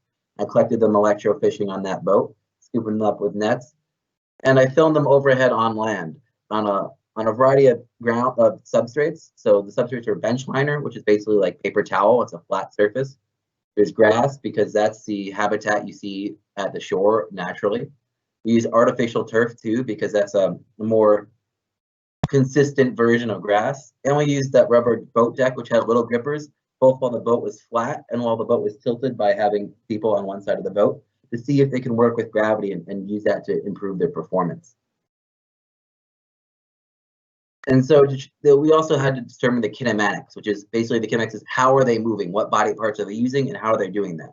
To do that, I did something called landmark tracking in a software called MATLAB, where I would just track the tip of the snout, the tip of the tail, and the center of mass, which is in the middle of the body. And from this, it will determine different performance aspects, like distance ratio, which is like how efficiently is it moving on land, stride frequency, how quickly is it moving its tail side to side, and velocity, how fast is it moving. And overall, here's what a snakehead looks like on land. Here's it on the bench liner. It's like a flat paper towel surface, and you can see it can move. It's not breaking any records, but it's moving using a form of locomotion known as axial appendage-based locomotion. It's a type of crawl where it's using its fins and its tail and body to help move around on land. Next slide. And so the snakeheads will drag their body along the ground, unlike some other amphibious fishes like sculpins, but it'll lift their body up. And I think this is because that snakeheads are just too heavy to support themselves on their fins. So they can't really army crawl and lift their body up. They have to push their body along the ground. Next slide. But substrate does make a difference. So you can see, you saw how they moved before on the bench liner, the flat surface. They moved pretty slow. They're not breaking any records, but they are moving forward. Then you go on the grass, and they can move really quickly on the grass. They move much more efficiently, and they're able to take advantage of that 3D ground, the grass coming up to really push off of them and help improve their performance. On the rubber boat deck, while it's tilted, they're also able to work with gravity and easily move their way down and follow that. So the substrate does make a difference, and it seems like having a three-dimensional ground and having it tilt helps them move on land. Next slide. So overall for snakeheads, we found that they will come onto land under poor environmental conditions, like when it's too salty or acidic. They use a crawling behavior to get around on land using their tail and fins, and they move better on complex substrates like grass rather than like a flat, wet paper towel. They also work better with going downhill as a slope, and because they will come onto land and they can breathe air, and because they can move well on land, this means they have the potential to move and disperse over land. So they can go into new bodies of water by overland movement, which makes containing their invasion much more difficult. But they're not the only invasive amphibious fish that goes onto land. Next slide. While I was doing my walking catfish research, somebody came into the greenhouse in Florida that I was working with to yell at me for letting my walking catfish get out because they're invasive species. You don't want them to get out. After apologizing, I'm so sorry, I go outside and I look, and that wasn't a walking catfish on land. That was a completely different species of catfish. It wasn't one of mine. It's a pleco or armored catfish, sucker fish, whatever you want to call them. They're the ones you see in the fish stores that always stick to the glass of a fish tank. And here was one on the ground. It was upright, and it seemed like it could move pretty well on land. So I already had a setup for studying amphibious fishes. So I wanted to see, can they move around on land? They are an invasive species, just like the other ones, and they're harmful. They burrow into the ground, causing erosion, and they muddy up the water, which impacts other aquatic life. And so I want to see, can they move over land effectively? If so, how do they do it? How well do they do it? And they are actually called armored catfish for a reason, because it's hard to see under their patterns, but they have really thick scales and weird armor. And I want to see, does this affect their locomotion? Are they able to move more efficiently because of this, or less efficiently? So I had to film them over land just like before. And here you can see a pleco move around in an inflatable fish tank on some styrofoam. And it's moving pretty well. It's doing another form of axial appendage-based terrestrial locomotion, meaning it's using its pelvic fins, its pectoral fins, its tail, and its mouth to move around on land. And they can do this move in bursts of over a meter per second, which is really fast. That's like 2.2 miles per hour. And for a fish that's 1.5 feet long, that's pretty good. And they can breathe air through their guts, so they can survive out of water and potentially move pretty far over land. But something interesting to note, it's very asymmetric. They're moving their tail a lot more to one side than the other, which is unusual. And among behaviors, you think walking, you swing one leg then the other, running one leg then the other, swimming, you alternate the sides. But usually, you don't usually just do a little step with one leg or a big step with the other leg, and then a little step and a big step, because that will make you go in circles. That's why the asymmetric part's really interesting. Here's another view of how they move around on land. And you can see it's using its pectoral fins and pelvic fins. It's not a great view. It's just me holding an iPhone. but it's using its pelvic fins and pectoral fins and its tail, and it's able to like shimmy and crawl its way on land. But next slide. But it's not actually quite a crawl, because crawling implies a certain pattern of movement. They are doing a really weird pattern of movement. So this is a table I designed where it basically lights up any point of contact, and you can see like the mouth alternates lifting up and down, and the tail is moving farther to one side than the other side. It's using the fins on one side to push, to extend their fins and rotate around their mouth. Then they lift up their mouth and then fling their tail forward, and that helps them move forward. Then they put their mouth down, and their tail's not even touching the ground. They're just swinging around the air like a kid swinging the legs on a swing to help move it forward. And so this behavior is so asymmetric and unlike any other animal behavior, we couldn't compare it to anything. So we had to create a brand new word to describe their behavior, which is reffling, or repetitive flinging, because they repetitively fling their body forward. So I wanted to see, does their morphology, which is their shape, does that constrain or enhance their reffling ability? And so here is a CT scan. So it's basically a 3D X-ray image of their skeleton, which I cut and I sliced in half so you could see from the inside. You could see part of the spine on the upper right side, the dorsal fin above that, the head is to the left. And you can see that most of the body is in that beige color. The pelvic fins are in the blue, and there's a weird bone called the lateropterygium. You don't need to remember that name. Just know that other fish don't have this bone. It's a bone that connects the pelvic fins to their armor, which then connects to their spine. And so they have a direct connection between their pelvic fins and spine, which allows them to better transmit force from their body to the ground to move better. So for comparison, on the next slide, you'll see a CT scan of a goldfish where you see the pectoral fins, the pelvic fins are not connected to the ribs or any other armor or any part of the body. And so goldfish aren't able to move well on land because they don't have this connection that helps them move well. So next slide. So I wanted to see, can these fish sustain reffling for dispersal? If you can do it for like 5 seconds, it's not going to help you get that far. But they can do multiple stride sequences over and over, so they can move. You poke them again, they'll move again, they'll keep moving. So they will decline in time, they'll move more slowly, but they can continue this behavior over time. Like people, if you run too much, you're going to get tired and you'll run slower. But if you have a break, they can keep moving. So it seems like they have the ability to move long distances over land. Next slide. So overall for the plecos, despite being constrained by their armor, they can actually move quite well. And the armor and weird bones may actually help them move well. They do so using a form of locomotion called reffling, which is unlike any other animal. And their performance declines over time, but they can sustain it, and they can potentially use it to help them disperse over land, maintaining this invasive species even more difficult. Next slide. So we figured out how do they move around on land, and now I want to figure out where do they go on land. So they come out of water, they can move well, but where do they go? How do they orient? Most fish senses don't work on land. Their smell, they can't smell because their nostrils aren't able to bring air through the water.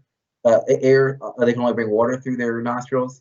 Their inner ear tells them where they are on a slope, but it only tells them downhill. And fish will orient downhill, but they may not be able to navigate downhill. Like they can make one jump downhill, but it's unsure whether they actually want to go downhill or just gravity brings them downhill. And their vision functions out of air, but not as well. Think of it as you go underwater and open your eyes, you could see shapes and colors, but it's blurry. That's what a fish sees out of water because their eyes are adapted to water. So when they come out in the air, it's a little blurrier. And so I did some research when I was an undergraduate, my freshman year of college at Cornell, and these fish, I was on island, I noticed these fish in doing something really weird. I just found them in a hallway, and I thought it was odd. They're a little 2-inch fish. And then next day I found them in a separate one in a hallway in the exact same spot 10 feet away. So I filmed them with a high-speed camera and noticed this weird behavior where they land on a jump from their side, but then they upright before going back on their side and doing another jump. So after some experiments, I noticed that these fish can find their way around on land, and they upright between jumps to help them look around on land and get a better view of the environment. But you notice they have really, so I want to see the next slide. So I want to see, do other amphibious fishes use vision to go on land? That spot that those killifish were going to was where the sunlight first shined on the shining tile floor. That every morning, both of those fish went there because they thought they're moving towards water, but it was just a reflection of the sunlight on the shining tile floor. But they have big eyes that help them find vision. Walking catfish have really small eyes, but they have big whiskers that are covered in taste buds, and they have the best sense of taste of any animal. So I wanted to see, next slide. Can the catfish orient, perhaps not with vision, but with taste and smell out of the water? Some of them feed on land, particularly at night, so vision may not help them find their prey. And one person saw the catfish moving upwind to a distant body of water, where vision may not be able to help them if they can't see that body of water. To test this all out, I put catfish in the center of this arena under a bucket. I released them and I exposed them to some treatments. Some were direct contact treatments, where like I put them in direct contact with different chemicals to see if they'll orient like that. But there are also some distant orientation treatments, like some were, let's say, pond water out of view to see if they can detect airborne compounds coming from those water and moving towards it. And I did, based on the final direction of each fish, I was able to determine their behavior and see if they are attracted to these things, if they are moving away from these things, or they have no response to these chemicals. So here's what it looks like. You see the catfish, they wiggle their whiskers out once they're on land. They wiggle their whiskers, which help them find their way around on land, and they're sensing the environment, perhaps tasting compounds on the ground and the air. And then this one happened to move towards some pond water. The next slide. And so overall, it seemed like catfish were able to use taste when in direct contact. So when I exposed them to savory amino acids that they like the taste of, they move towards that. But they don't really care about sweet or bitter compounds, so they just move randomly when exposed to that. They're also able to move towards bodies of water that they may not be able to see, but it seems like they're able to taste the air to determine good quality water and move towards that, but also determine bad quality water and move away from that. They seem to also use vision, but they don't use the vision like killifish. They actually move away from reflections, and so we're not really sure why they're doing that, but it seems like they do use vision on land too. The catfish also have their whiskers out on land in a stereotype position. They have their larger whiskers spread out wide, where they have the top whiskers up in the air, and that may help them increase their receptive area, see it so they can taste more and help them improve their taste and orientation ability on land. The whiskers in the air probably help them also wave them around in the air to help find compounds to move upwind towards. So overall, this is the first evidence of any fish using chemoreception, which is taste or smell out of the water in a live fish. And so, can you click it? So it's they're definitely using taste. They may, and they seem like they use that for terrestrial feeding. They may be able to find worms on the ground by tasting the ground and sensing amino acids to them. And they use visual cues, but they use different cues than mummy chuds. And they're able to detect airborne compounds, but how they detect them is a little tricky right now to figure out. Next slide. But they're able to use it to find distant bodies of water. And we're not sure if it's smell, but the nostrils don't really work out of water. So I'm thinking it's more of taste. They're tasting the air with their whiskers, because their whiskers are coated in taste buds, which you can see here in an electron microscope image. And so they have taste buds that they could use. They're covered in mucus, and so you need to have your taste buds to be wet to be able to actually taste. And so by having their whiskers covered in mucus, they can always taste. And their barbels had the nerves that transmit taste information to the brain, but not smell. So it seems like they are using aerial taste to find their way around on land, not smell. So overall, next slide. So because these are invasive species, learning as much as we can about them can help manage their population and mitigate the harm that they can cause in the environment. These amphibious fishes will emerge when it's rainy, when the conditions are poor, or for reasons we don't understand yet. And they can effectively move over land, and they can disperse overland to new bodies of water and find new bodies of water. They can also take advantage of man-made structures like storm drains for dispersal. And And because they can breathe air, they will voluntarily come onto land, they can move well over land, and they can find new bodies of water on land. This makes containing their invasion much more difficult. Unlike, so we need to amend the range expansion models, risk assessment, and management plans. We need to treat them more like amphibians, because treating them like a fish ignores the fact that most fish can only move to one body of water to another by swimming, while these fish can go overland to bodies of water that aren't connected, and that makes containing them much more difficult. So overall, I wanted to see why do amphibious fish come onto land? And I found some, like the snakeheads, come when the water quality is poor. Walking catfish go when it's rainy, and there's still for reasons we don't understand yet. I wanted to see how they move around on land. So snakeheads will crawl, other fish will jump, some will ruffle, and they do it all different ways. Also want to see where do they go on land and how they orient. We found that they will use vision and taste to find their way around on land, but perhaps we need to learn more about this to figure out the actual mechanisms. So I'd like to thank all these people that made this research possible. I'll be happy to answer any questions. Hey, Noah, thank you. Incredible. I was really fascinated. I think our audience was too. We have some good questions. The first is, what inspired you to study these particular invasive species? So I got inspired from this. I started off with the snakehead originally research, and I started off because originally I got into this field when I was a freshman in college. I always loved fish, but I was a freshman in college and I saw fish in the hallway and started asking questions like those mummy chugs. I figured out why they're on land and how they find their way around on land, which got me interested in fish on land. And then, so when I was going through, when I was preparing for graduate school, I wrote a grant application I wrote a proposal for a grant to fund me on amphibious fishes. But I was trying to think of what amphibious fishes would be the best to study. What would be the most important to study? And so I grew up seeing in 2002 when the snakeheads were first listed as invasive species and like first established, and all that fear of them coming onto land, eating people, chasing kids down, things like that.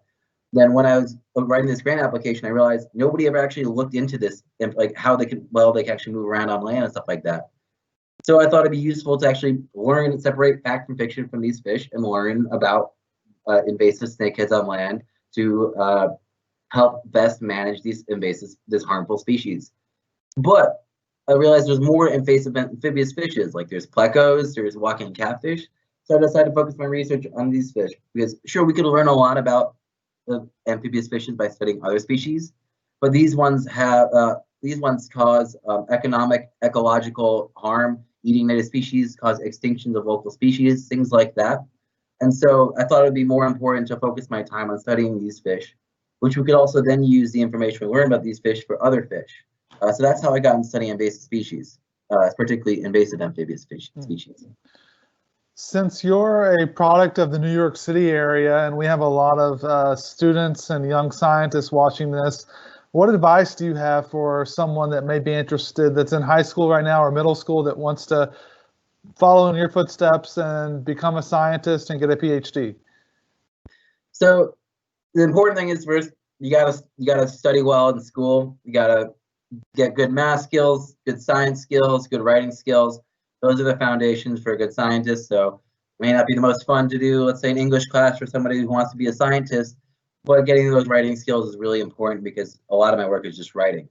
So good to learn all you can, but depending on what you're interested in, try to seek out these opportunities to get involved with this. I was interested in marine biology. So in high school, I volunteered at the Maritime Aquarium in Connecticut. And so the opportunities to volunteer at these other places once everything opens back up again. I also reached out to local scientists that were doing stuff I was interested in. I just emailed them. I'm like, could I shadow you or do some work with you? And so some of them in my high school at Horace Greeley High School, we had a research mentorship program. So I was able to do a little bit of research with them. And so I did that stuff. But really, is you want to get the key basic skills, and then one of your opportunities to get your specific interests, like if you can do a summer camp or summer course in, let's say, a marine biology camp on an island, great, do that. If you can't do that, but you're interested in fish still, go fishing, interact with a fish in person. I went fishing all the time, and I've learned stuff from fishing. And I've written papers on fish that I've caught from fishing just by studying them. So just see whatever you're interested in, just be proactive and looking into these interests and seek out opportunities that may interest you. Sometimes people may say no. They say no. Okay, go look for the other opportunity to volunteer or learn for somebody else. But in the meantime, study hard and do the best you can getting a good education. Good advice. Thank you. 2 people are asking, would you recommend a walking fish as a pet? So I actually have had a lot of walking fish pets, and there's actually some you can get in the pet stores. You can get these fish called bikers or Polypterus senegalis. I showed them on the first slide. They actually have lungs, like not just an air breathing organ, they have actual lungs. And they can breathe air. And I found this was actually one of my first experiences with amphibious fish is when I was a kid, I had one in a fish tank and I jumped out of the fish tank and I couldn't find it. And I found it under my bed after a few hours and it was still fine. And so those are good pets. Those you need to feed live food. They're carnivores, so you have to be careful of them. There's other fish like a lot of killifish. Guppies can jump really well on land. They can't breathe air on land, but they can jump well, which will help them get to a nearby body of water. Like they can move a little bit. Things like some grammies can breathe air, move well on land. Plecos, you can get all of the pet store. Plecos are a great pet because they clean the tank and they're everywhere. But yeah, you can get a lot of amphibious fishes easily in the pet store, surprisingly. They make great pets just like others. Just make sure to put a top on the tank that they can't get out of. That's kind of the key thing is I've had a lot of them escape. But because they breathe air, and they're often living in such poor quality water in general in the wild, you can get they're usually hardier and last longer in the fish tank just because, let's say the water's low in oxygen in your fish tank. If you have air breathing amphibious fish, they'll just go to the top of the water, take a gulp of air, and they'll be fine.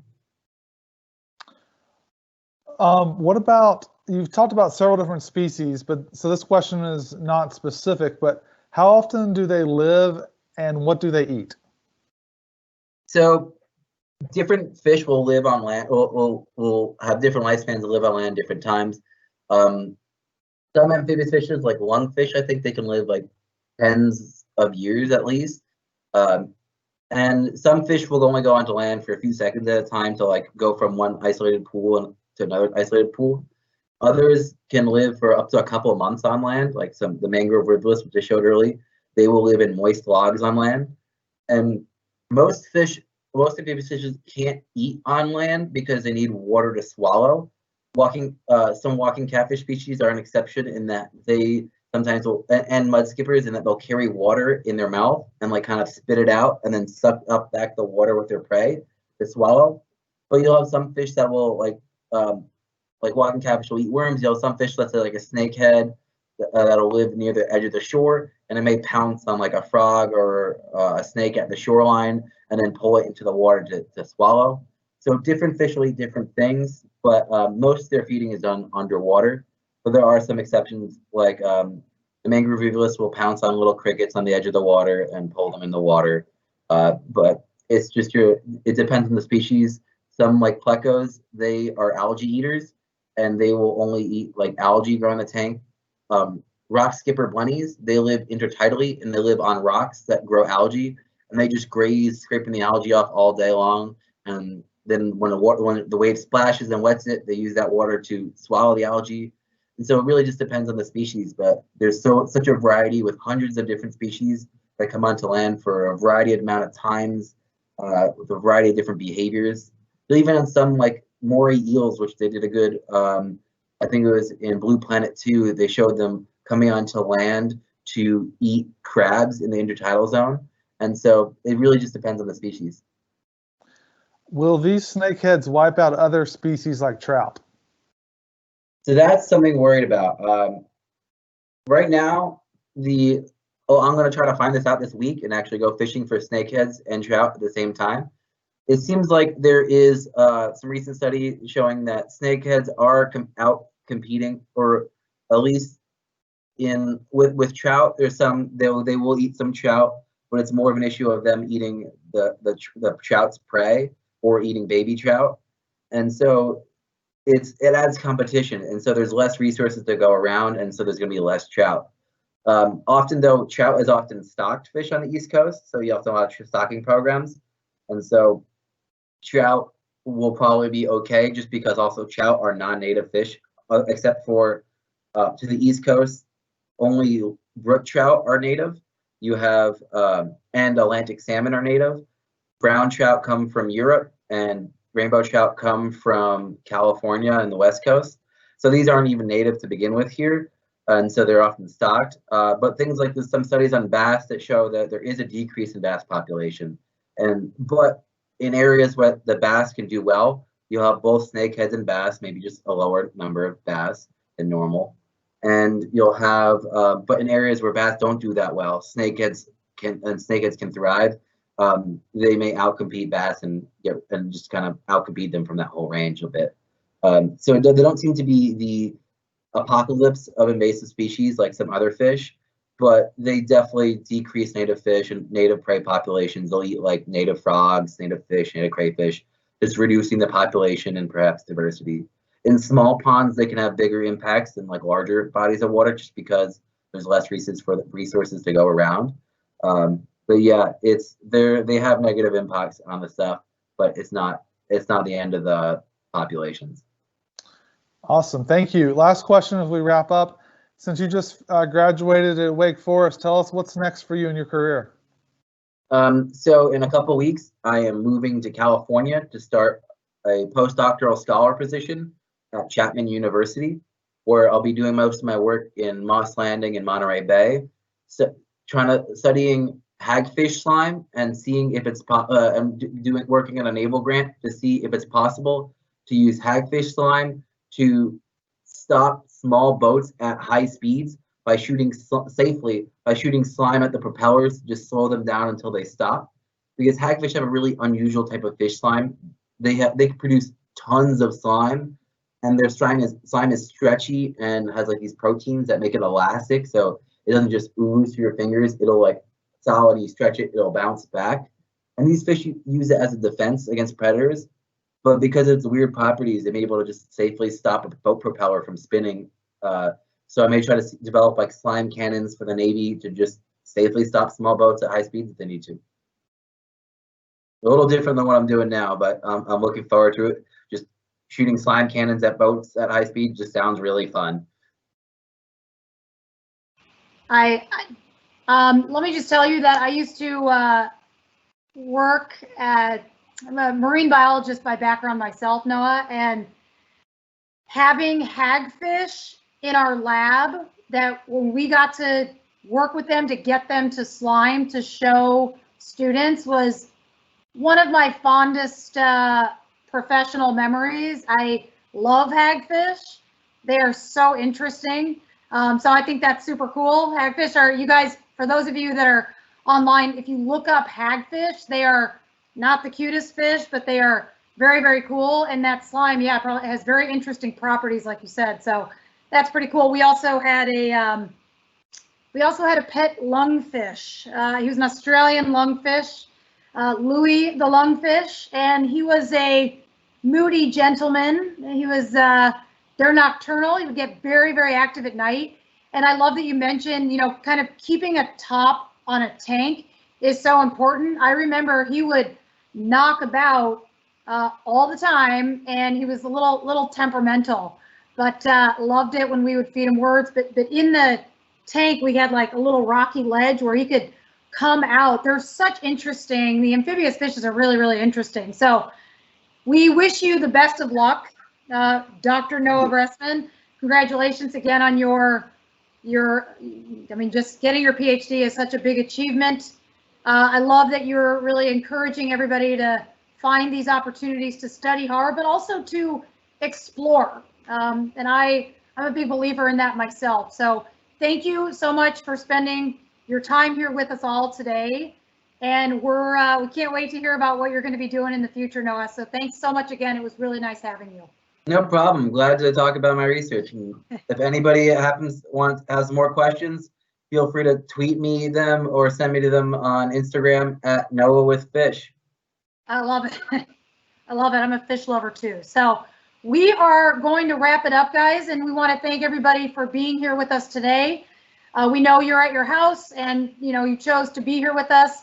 We're trying to keep the conversation alive. So we hope to have a whole lot more for you guys to join. Keep following us on Instagram. You can see the handle on the screen. We also are asking you to please fill out, it's super quick, fill out this survey for us. We want to be able to continue these different opportunities, and we're trying to meet sort of the needs and the wants of everybody out there. So this is an example of us just trying to do that thing. By you doing the survey, that's really going to help us out. So we hope to see you again, and please do that again. It's super quick. And then in our last, this is it, right? This is our last one. So now here we go. Thank you. So our next one, guys, is going to be in a couple of weeks on Friday, May 15th, same time, 1 p.m. to 3 p.m. We are going to have a few different experts talking about their research and their work. So we've got some different topics to explore and are really interested in hearing what everybody has to say about today's session. But I just want to thank our 3 presenters again from the whole office. I learned so much. I know we all did, and hope everybody did out there as well. Those mystery voices that you guys were hearing pop in throughout the way were from our team members at the DOE Office of Sustainability. So big thank you to Thad Copeland and Pat Keys. Thanks for all your help in really making this happen. So everybody, please take care, and we will see you in a couple of weeks in our next Meet the Experts series. So happy weekend, everybody. Thanks again.